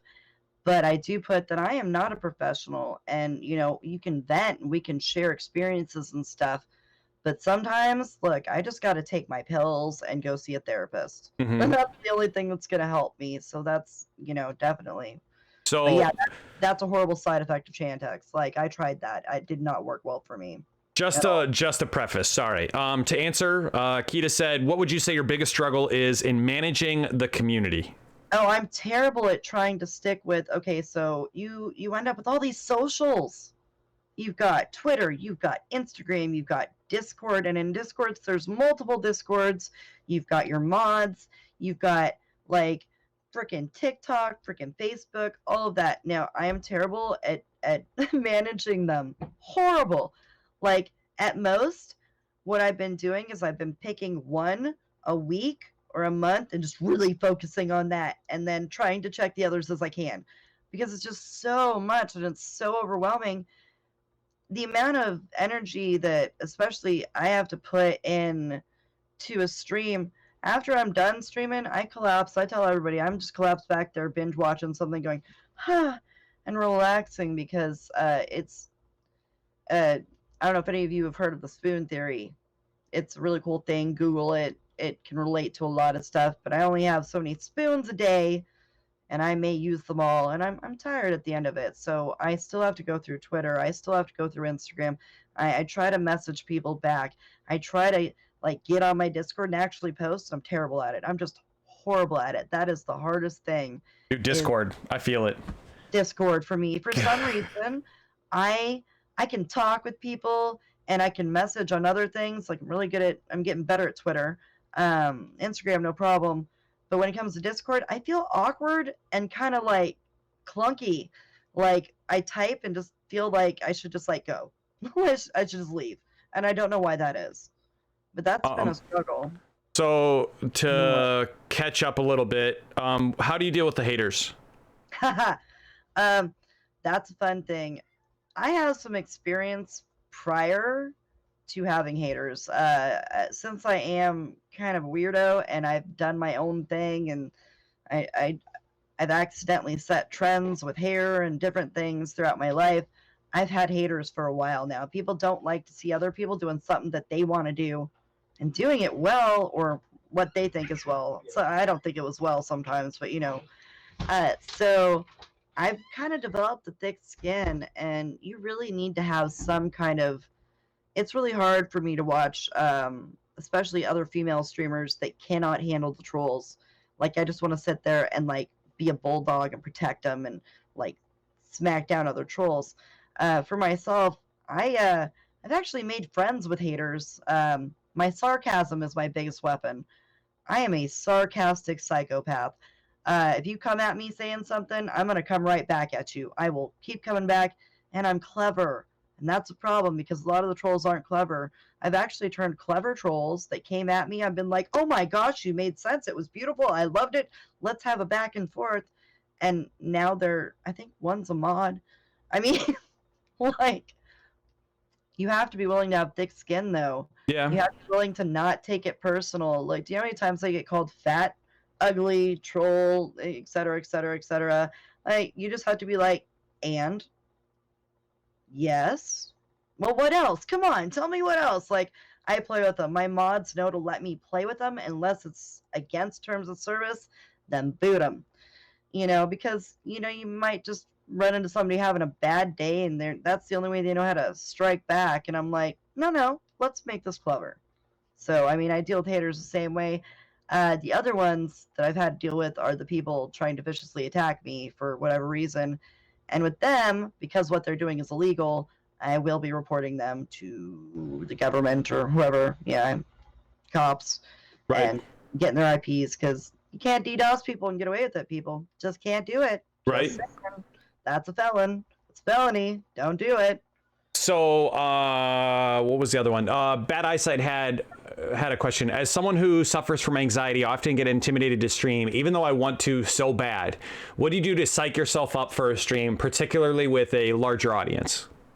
Oh gosh. Well, this comes back to like, okay, so I'm a little bit different. My anxiety, when I get super anxious, I don't shut down and get quiet like a lot of people. I ramble, I babble, I talk more, which is hard to do. You guys can tell I talk a lot. I pretty much don't ever shut up. I even talk in my sleep. It's freaking awkward at some points, you know. But like I just keep talking. It depends on your self-esteem issues and your anxiety issues. If you're anxious because you don't know how to handle a cam look, I don't like being on cam. I don't like the way I sound. I've got self-esteem problems. The biggest tip I ever got was if you have self-esteem issues, take a picture of yourself every day and post it. Now you can take 20 pictures and go through that and pick one and just post it every freaking day, because eventually you'll just kind of get used to it. You'll get used to yourself and how you look. With cameras, you know, like I started with my camera way up over in the corner where you could barely see me from the best selfie angle you can get to make myself look thinner. And I've slowly moved it closer and closer over time. It actually would be closer to me now, but I don't have a zoom option, so it's just all up in my stuff, and I need it zoomed out a little bit because I want to have that clarity and stuff. But it's taken me a while to get there. My voice, people think I'm a dude a lot, which is really great when they come and stream to troll me and realize I'm a girl, and then they just kind of you could just see the like, wait, what? And I'm like, yes, I have boobs. It's crazy, you know. But like, you just have to kind of learn to accept yourself, and that helps with all of the anxiety. Like, you're still gonna have anxious. I still have panic attacks on stream. I breathe and talk through them. Focus on your audience. If you don't have an audience, focus on your game. Focus on whatever it is you're doing. If you can distract your brain from what's going on in it, like cold works really well for me and a lot of other people I know. I'll keep it real cold just so I have less anxiety. Hmm. I'll hype myself up before the stream. I'll give myself a little pep talk if I'm just like not feeling it. If I'm still not feeling it, I just won't stream that day. People understand. Hmm. So, again, if we have any other questions for ShadowSerpentS from the audience, let us know. More than happy to try and, you know, answer anything, help people through stuff, anything from streaming to personal, whatever it may be. We're pretty open book here, so feel free. We'd love to hear from you guys. I literally will answer pretty much any question you have. Oh, what made you a content creator? Thank you, Pumpy. A bad life experience. I surprisingly, like, it wasn't. I'm not like some other people that saw streamers, thought they were cool, wanted to be one. I had my fiance broke up with me on Valentine's Day. And it just broke the last little piece in me that had hope for a valid relationship. It was the third time I'd been engaged, actually, three and a half, four, and we were planning a marriage. And then it happened out of nowhere. I had just fought death too. I had to have a surgery to save my life that took out everything in my mouth. These are not my real teeth, and part of my jawbone. And I just gotten over that. I'm still getting over it. I was still healing, and then that happened, and it pretty much broke everything inside of me. And I'm already kind of a broken person, so I started gaming, and I was playing Sea of Thieves. And who was it? Doctor? Actually, Doctor? No, maybe it was Vernon. Vernon found the statistics. I can prove to you. Apparently, I'm the third. I thought it was the second. It's fine. Third actual pirate legend that's a female in the world.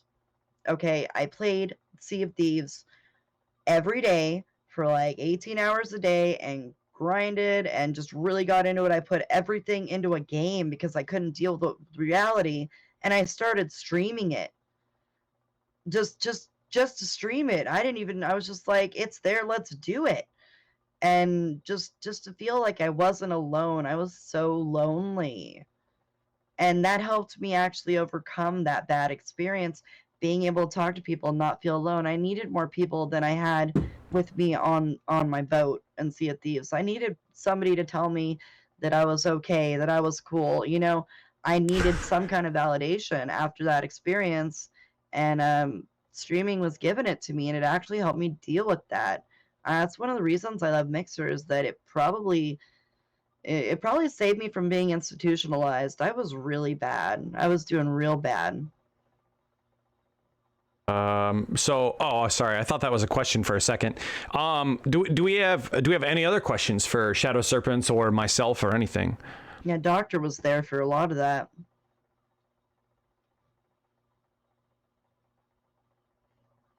Nice, cool demeanor. I mean,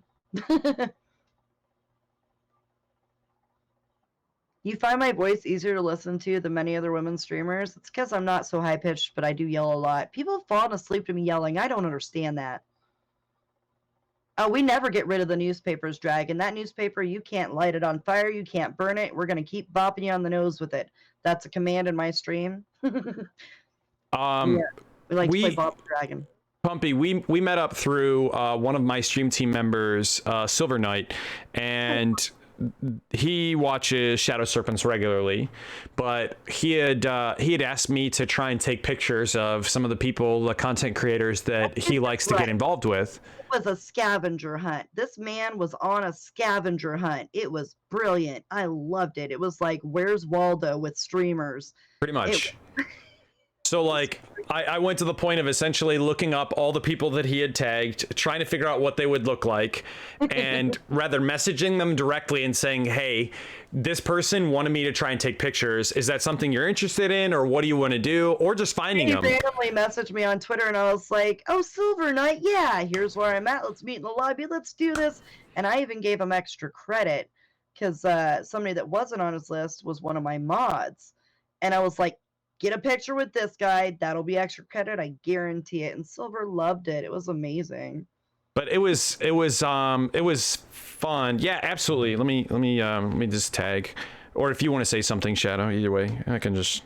Yeah, you can shout me out. I don't know. It's. I don't. My bot's down for the purpose, because otherwise people can mess with all my sound effects and all my lights and stuff like that, and completely. Look, my name. Hey, one of my mods that's in there. Throw out my name so these people can follow me. I got it.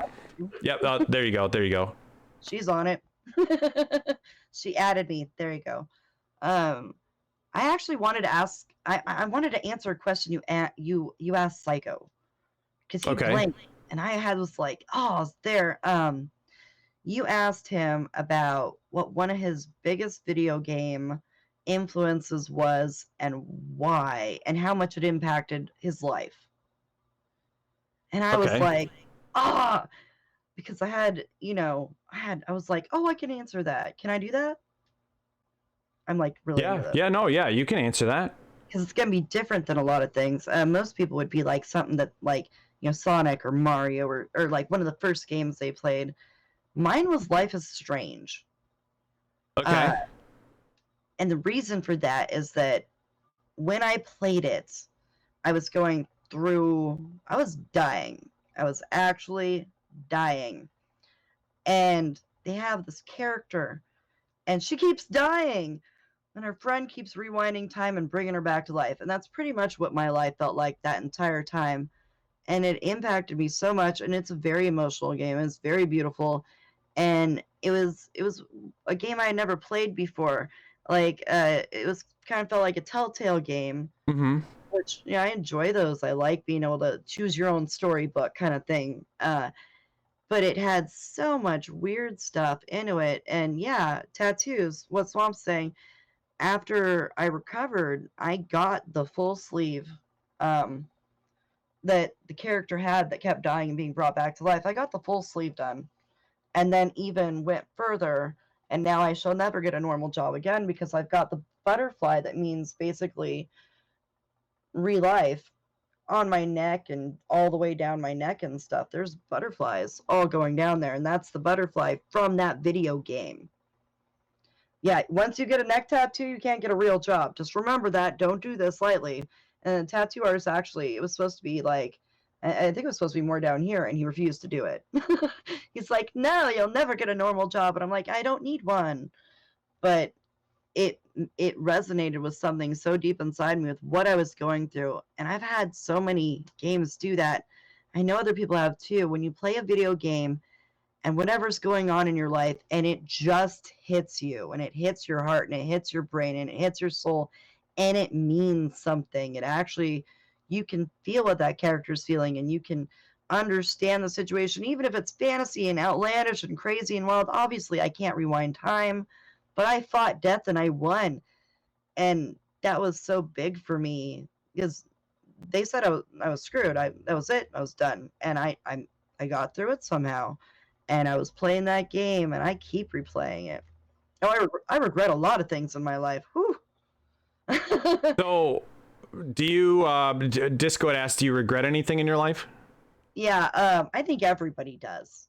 I definitely regret some stuff in my life. I wish when I was younger, I hadn't tried to self-medicate. I don't really drink. I don't do anything else either because when I was younger, I got it all out of the way. But because I did what I did, I was trying to. I've had a rough life. There was some stuff that happened in my childhood. I'm not afraid to talk about it. I have post-traumatic stress disorder from it. I didn't really realize I was self-medicating. I was too young to know better. I did all the bad things you should never do. I wish I hadn't done at least half of them, if not any of them. That's probably why my agoraphobia is so advanced and is so bad, because I broke the chemicals in my brain. So point A does not go to point B. It goes to like point like 0.2 or something, and stuff does not work right up there. But, everybody has regrets in their life. It's learning how to overcome mistakes you made and keep pushing on. So even though I did those things and it caused that, I think that's my only real regret. Even everything I've done that was probably a horrible mistake and that I should have never done, it made me who I am now, though. And I wouldn't be sitting here talking here having an interview for being a streamer and playing video games if that hadn't happened. So, Right. regret, yeah. Sad about it, not really. I love where I am now. Maybe not physically, but we're working on it. Video games got me a car. Hey. Who gets to say that? That's so crazy. I still look outside and I go, it's used, but that's still the nicest car I've ever had. It's got a double sunroof. Woo! Like, that's so great. Yeah, poor wrenched in his marriage. Agreed, man. I regret you got married too. That's a whole thing. So do we have any other questions for ShadowSerpentS? I know that she's going to be streaming here very shortly, pretty much right after this. Oh, yeah. What's up? Bring it on. And I love you, lady. She's all caps. She's super into this. Oh, I'm okay. I like yelling. Also, guys, if you have not followed Hammer already through my many, many hosts of this man, I'm judging you.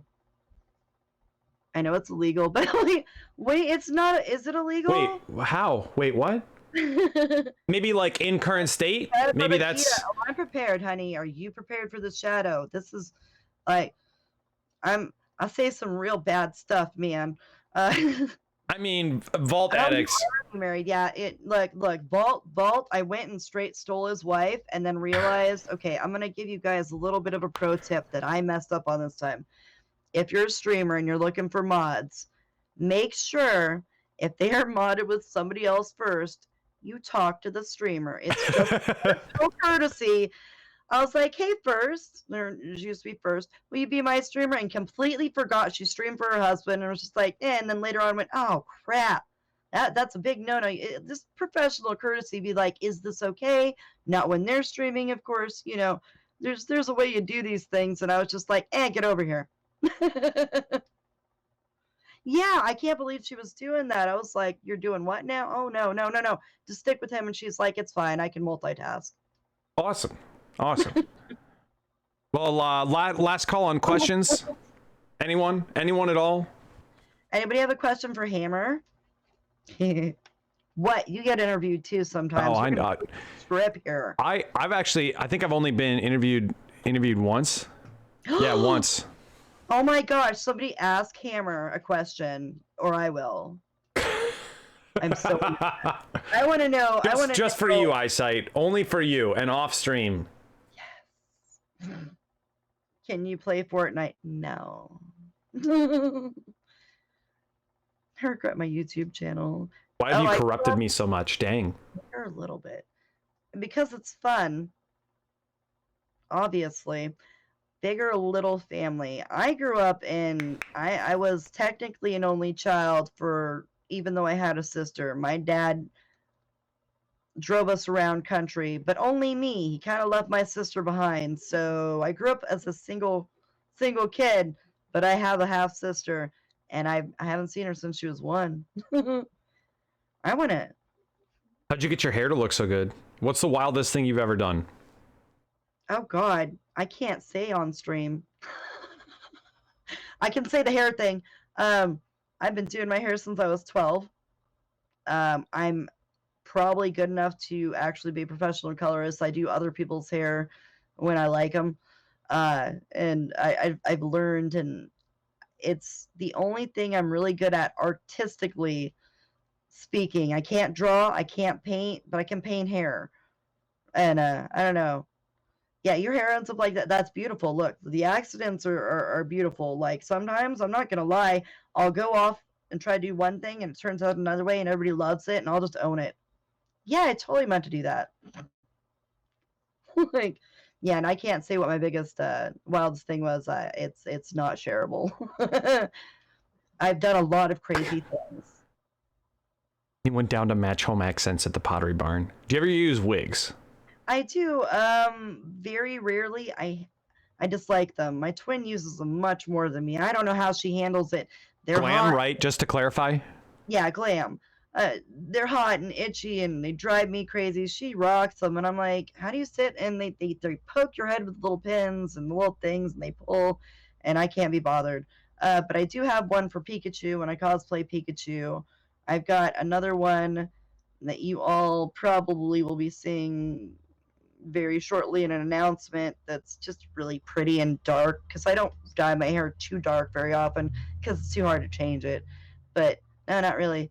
If I want my hair color, I just color it. I've learned how to not fry it. Yeah, it makes your head hurt. I mean, everyone has their own motives. Everyone has their own reasons as to why they might get involved with it, why they might do it.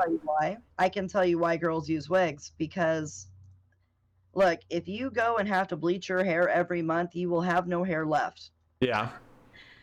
Unless you know the right way, unless you've learned the tricks. And I've learned the tricks, and I still can't do it every month. I just learned which colors to start with lighter and then move to darker, and what fades into what. That way I don't have to bleach it all the time. And most girls don't know that or can't afford a professional salon. And they usually fry your hair anyway, so that's why. Yeah, I know. I know.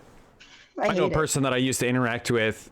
She used to do all of her own job, but she was in the industry as a professional, and so she would buy specific products knowing that she could change it once a month, and it would never damage it. She just, I don't know, that's her job though. Yeah. I want to ask why I don't stick with my own hair. My hair color at this point, from bleaching and dyeing, I do get to see it every once in a while, is a very strange mottled calico cat color. I've got brown and white and blonde and a little bit of silver and some dark brown. And honestly, I started dyeing my hair when I was 12, and it's never really been a normal color. As normal as I get is red, and that's obviously not real red, for depression, because inside my head I am an anime character. And when it reflects it on the outside, I get happier. When my hair starts to fade colors, my depression starts acting up too. I've learned it helps. It totally Awesome. is calico. What's the best thing about your childhood? My dad evading taxes. Wow. Yeah, it sounds weird, but I got to ride in the truck that's sitting in my driveway in the back, and we went on an adventure. I thought it was an adventure. And we got to drive from Colorado up through Washington, down the intercoastal highway through California, and end up in Nevada and Arizona. And it took us about 8 months, and it let me see some of the most beautiful places in the world, like the Grand Canyon, Oregon, some really cool, the intercoastal highway itself, or the outer coast, or whatever it is, over there on the West Coast is my favorite place in the whole world. It's just great. No, Rolf, not at all. I mean, that's an incredibly interesting story. I mean, evading taxes and seeing the entire country over a period of years. Interesting. Taxes until I was much older, and I was like, why did we do that anyway? And he was like, oh yeah. And I was like, oh, he made it seem like an adventure. I had no clue. I was just a kid, and it was amazing. I had my cat in the back with me, and we had a great old time. I thought, we're going on we're gypsies. Weird stuff happens. And our my grandfather told us we were Irish. It wasn't until after he died I learned that was not true. We are not Irish at all. We are some weird Romanian stuff and actually gypsies, and that makes a lot of sense with the crazy stuff we do. What? Actually, that's a good question. How did you come up with the name? It's been my gamer tag for, oh no, I'm trying to think. I don't actually know where it originated from. There was a series of books. I was into, and I'm trying to remember if it was Mercedes Lackeys. And one of the names of the books was ShadowSerpentS Silverfall. Or there was Shadow Serpents, and the next one was Silverfall. And I put those two together, and that was my gamer tag. And it's just been my gamer tag ever since. It was especially my gamer tag on a game called EverQuest, which I was thoroughly obsessed with and really addicted to, which did not help me leave my house at all. I was all up in it. But yeah, it's just something that I read, and it stuck with me, and it fits both sides of my personality, because there's Shadow and then there's Serpent, and Serpent's the more hyperactive, malicious, kind of vicious one, and Shadow's more of your just, regular, calm, positive. I know a lot of people, you don't believe it, but I really am a Gemini. I do have two sides. I'm calm and chill, and I'll fade into the background sometimes, and then other times I'm just vicious and crazy, and you better watch out. And so that name resonated with me, and it fit together. And I've always liked snakes and dragons, and the infinity and the Ouroboros and things like that, and it just made sense. And I've had it ever since, and it's been 25 years. Awesome. I know every once in a while, EverQuest. Yeah, EverQuest. I ran one of the biggest guilds on EverQuest because I'm a tryhard, man. I know every once in a while someone's got a really, really interesting story as to how they came up with, their name. No one knows mine, and no one's ever gonna know mine. Well, sorry, there's like 3 people on this planet who know how mine came to be, and my best friend and other people. And when people hear, they're usually like, really, that's it? Like, I was expecting something so much more suspenseful, and I'm like, no, that's just because you keep it a secret. So they're like, there's an epic story, and you're like, no, I picked up a hammer one day. I like the number 4, But no, yeah, it's interesting. And some people have really, really great stories, so I always love hearing about it, because there's a lot that can go into it. Mine is obvious. It's magical. Obvious. It's magical. Yeah, Ambitious there's been through a couple of names. I can't. Vanilla Teaspoon, really, I'm so proud. She's like, I put vanilla in a teaspoon, and that worked. Like, that's what's probably going on. Thanks, I Rolf. know why you started as a streamer and why you keep going. Also, I love the fact that you ignored me and never got a chair, because watching you all these months since we got to meet, I realized that chair is just, it's like your throne. It's a thing. Like, we were going over it the other day, which just funny. I don't know how it came to be. It just was at my apartment. we don't know how it got there. I had an apartment when I was just getting out of college, and before I moved down to Florida to go to school for a different college, and it was just there. I love those magically appear, and you're like, yep. Thank you. And no one knows where it came from. It was just in the apartment. Like, you know, how did you get Hammer in your mixer name? Wait, what? I'll try and answer that. Question is. I'll try and answer that, I guess, because I think I have an idea where that's headed. But so I don't know how the chair came to be, but it became a thing, and everyone's been complimenting it and talking about it and saying like, oh my god, it's just so unique. Everyone's got, you know, this gamer chair, that gamer chair, or whatever. Style chairs. People liked mine. It's not on it right now, but yeah, I was sick of the same chair too, and I figured out lighting for my chair, and I did it all myself. And it's currently down at the moment because lights go out. I haven't gotten any new ones. And look, if you guys try to sit on Christmas lights, they're pointy and they hurt. I have to get a specific kind or else it hurts. But it acts like a heating pad when I use it. It's great. But yeah, I had to do something to make my own style because all the chairs look the damn same. Like, they all look the same. Let's be honest. And then you've got this chair here, and you actually look comfortable in the thing. That's what I couldn't figure out. I was like, how are you comfortable for all these long streams? I enjoy it. Like that, I can't. Yeah, no, I don't know. I maybe it's my posture. I don't know. It just is. We've got to get tags to Blue Clue's chair. That would be perfect. I can't see him saying anything else now. It's just stuck in there. Oh, that would be funny. But no, yeah, and we've talked about it. It's been discussed. I talked about the possibility of getting a throw for it in order to wrap around it. But I guess like streaming, originally, to get back to your original question, I got started when I was playing PUBG, and you know, like Hype Zone came on the Xbox. They started, you know, showcasing that as a feature, promoting it as a feature, like check out Mixer's Hype Zone. And so it was like, let's see if these, yeah. I had already been like on Mixer, on Beam, and I didn't really understand it. I didn't watch other people. I didn't like watching. I was like you, I wanted to play. Same. Yeah. And it was mostly just because, again, I hadn't seen a person that I was interested in playing any game. Like, it was always just like, you know, some guy holding a controller and just sitting there not talking, and like right? not doing anything, not engaging, not doing. I'm like, what the hell, man? Why would I want to watch this? And I still don't. Like, I don't. Just to let everyone know, if that's the stream, it's for someone, but it's not for me. I'm sorry. Yeah, I'm agree with him on that. I can't do that either. We're way too social people.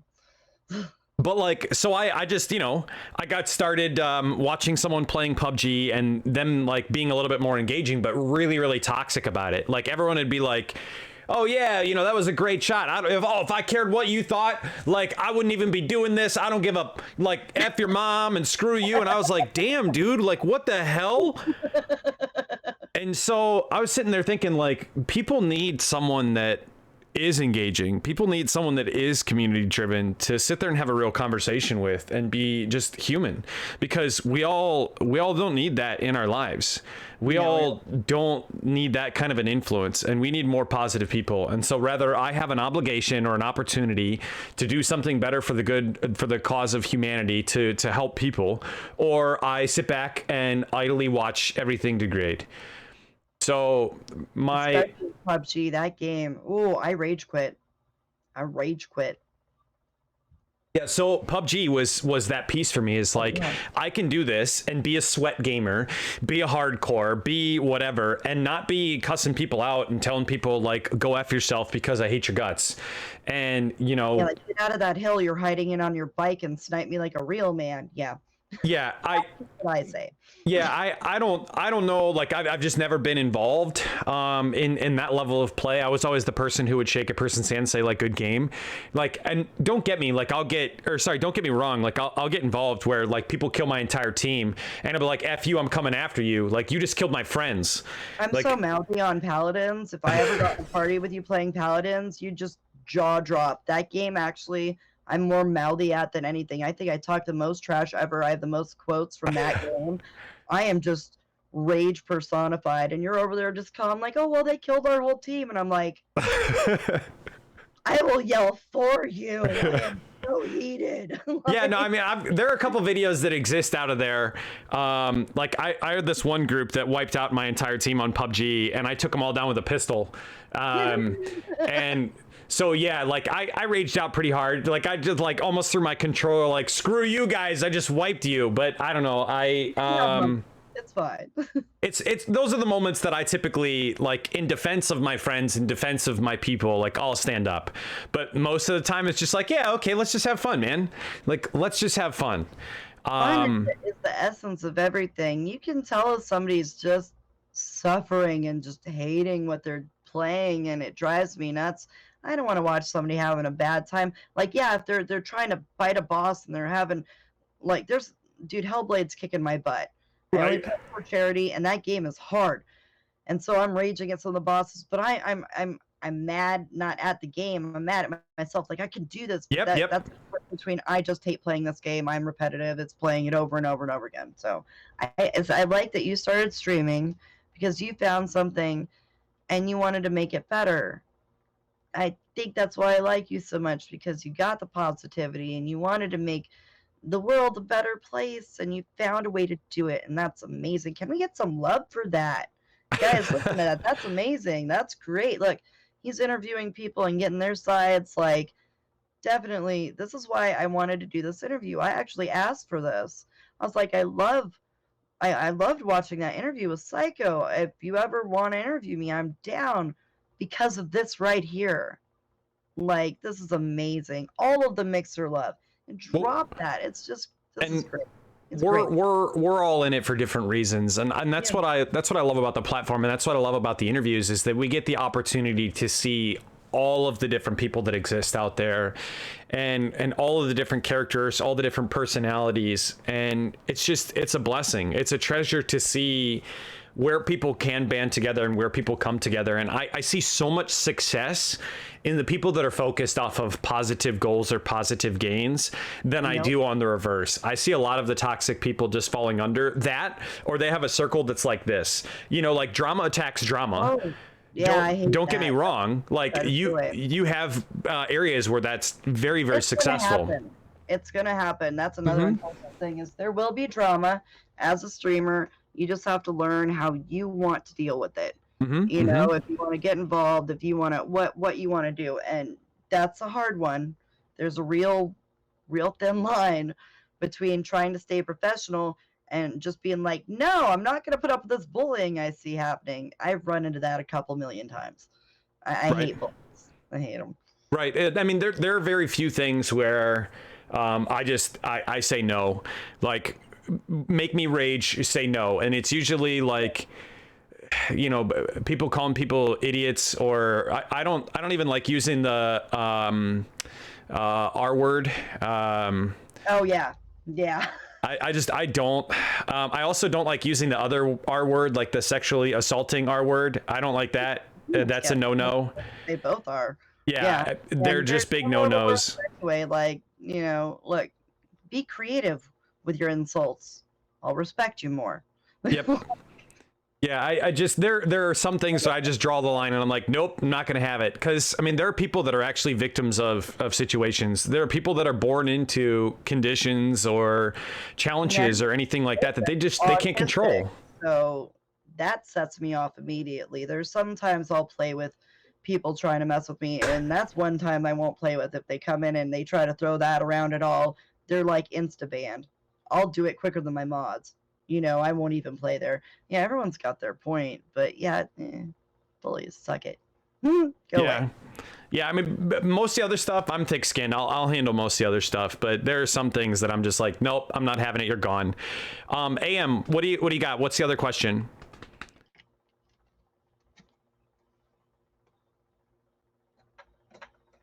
It is a race. Dragons usually own that. Gatorade?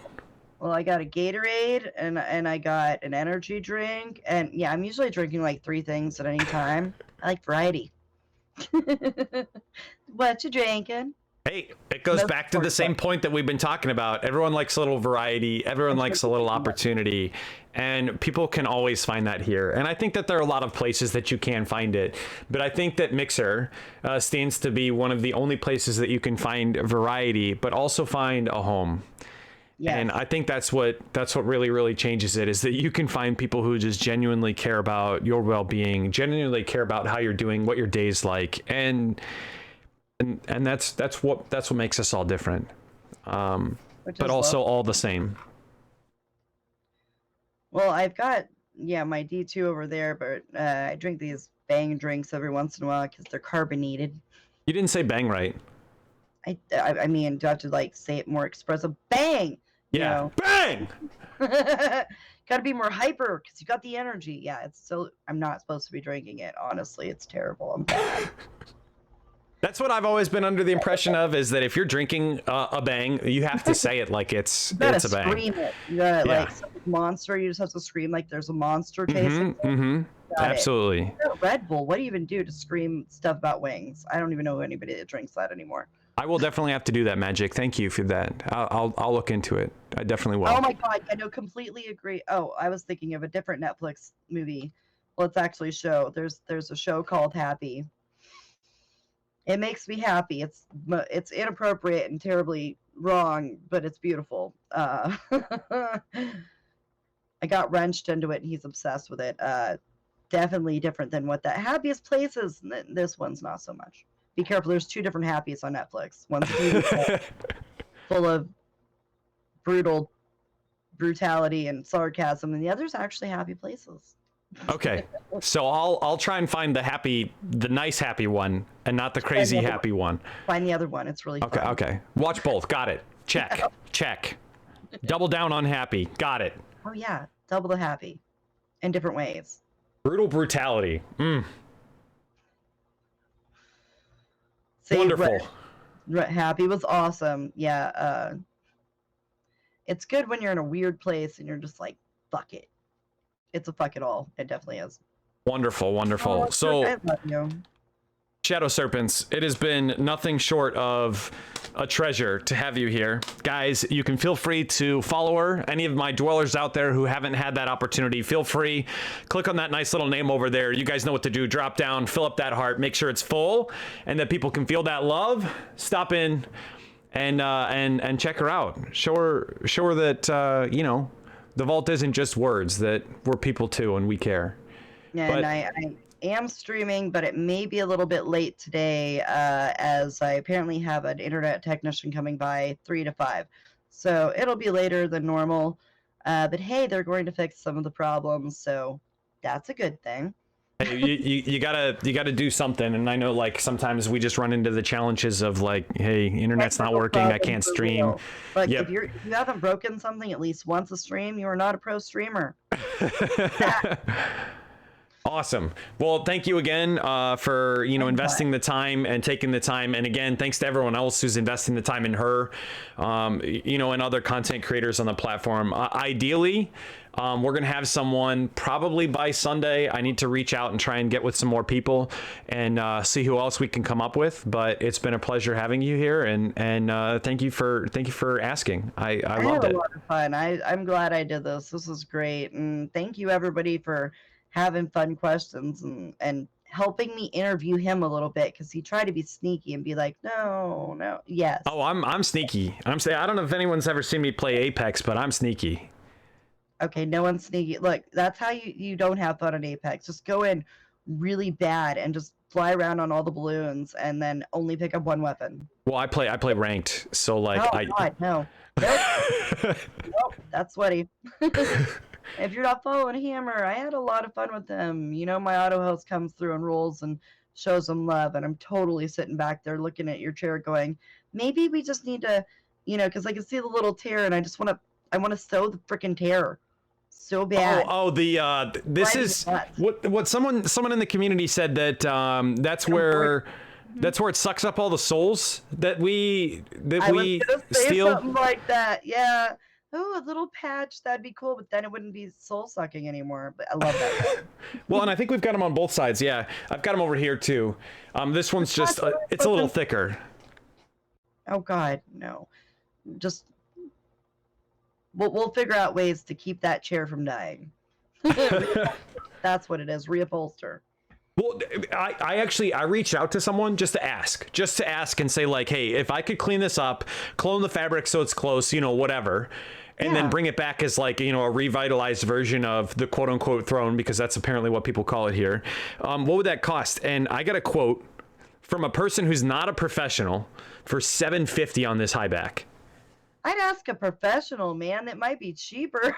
A professional was running upwards of about 1,200. Really? Yeah. I've seen props get refurbished for way less than that. I know, right? And like, find someone that does props. They probably do just as good of a job because they have to make it as real as possible, not charge you as much because they're desperate for money. Well, and I don't know if maybe it has to do with the fact that it's curved wood, and then you have a lot more of like other problems that get involved. And so if they have to replace wood, maybe all the high backs, are more, I don't know. They're not easy to find. They're not easy to find. That's true. You have a vintage chair. That's what it is. Vintage now. and I don't know how old it is. It might actually be vintage. I have no clue. That's true. I have no clue. But either way, it has been phenomenal. Guys, you guys know the drill. We're going to be transitioning to a BRB. I'll end up coming back on, and then we're going to decide what we want to play and figure it out from there. ShadowSerpentS, thank you. You're loved. Fantastic. And I hope to God that we get the opportunity to see you again at another PAX. I know it's a little rocky right now. I'm going to try to make it to South again if I can. I just really hope they don't change the location because I want to stay at that haunted hotel again. I loved it there and I made friends with the staff. I hope that we get that opportunity. I don't think we're going to see West happening. I'm actually really disappointed about that. I won't be able to make it, but I definitely want to do another one. This time I'm not driving though because that was horrible. Ugh, I can't even imagine. 17 hours. Nope. Google lies, people. Google lies. But yeah, it's been great being here. Thank you so much for having me. Thank you. Guys, feel free to hang out with the Hammer. I won't be on for a while. Throw my host on all up. It's gonna stay on him for a minute, so suck it. I love you. Yeah, PAX South, crazy karma. I was at PAX South. Guys, we'll be back shortly. Again, ShadowSerpentS, hopefully you have a wonderful day and that all of your internet issues are resolved by the end of the night. One could only hope. Yep. Because we're going to be seeing some great content coming from you. That's for damn sure. I mean, it'll be content. Sometimes it'll be great. Sometimes you wonder what it's whatever it is. But that's what we're talking about. You're what makes it great. The people are what makes it great. It's not about the quality. Yeah, you never know what's going to happen. It could just shut down for no reason, but I'll be back. Yeah. Awesome. Well, we look forward to it. And guys, feel free, get yourself some coffee, get yourself a sandwich, whatever you got to do, and enjoy. Love you guys too. Enjoy. Thank you so much. To the bathroom. See you soon. Guys, it's been phenomenal. Thank you so much for hanging out with us, for kicking it with us, and asking questions, finding out what makes excellence, what makes opportunity, and what makes our future here on Mixer, and what that looks like, what's in store. So I'm excited to share these moments with you. I know we're looking for a couple people that we want to bring on to just broaden the spectrum, broaden the horizons, and get some people from Twitch. We've been talking to a couple people, partners, that might give us some opportunities to really see what the other end looks like, and what we can do in the future. What tricks have been already tried, and what isn't working, what is working, and see that we're all just the same no matter where we are, Twitch or YouTube or Facebook or whatever. And I think it's fantastic. I think it's been a fantastic series to explore who we are as creators and as individuals. We're also going to be looking into a gaming dev. We've got someone I reached out to who works for Obsidian. And so I think that there's incredible opportunities to see where that leads us, to find out what the industry looks like, and to find out how creators have influenced that industry and vice versa. So I'm super excited. I'm excited for all of the opportunities in the future. And the more that we have them, the more that they continue to grow, and the more that we see support from all the other people, all the other communities that exist out there, the individuals who are watching, and no matter what platform they're seeing us on, Twitch or Mixer or YouTube or whatever it may be, it only goes upwards. And I want to see that world, and I want to share those worlds with you to show that, you know, we're all humans. And our motivation exists from each other. Our motivation exists from the people that want to see our friends just grow or turn into unicorn mermaids. So either way.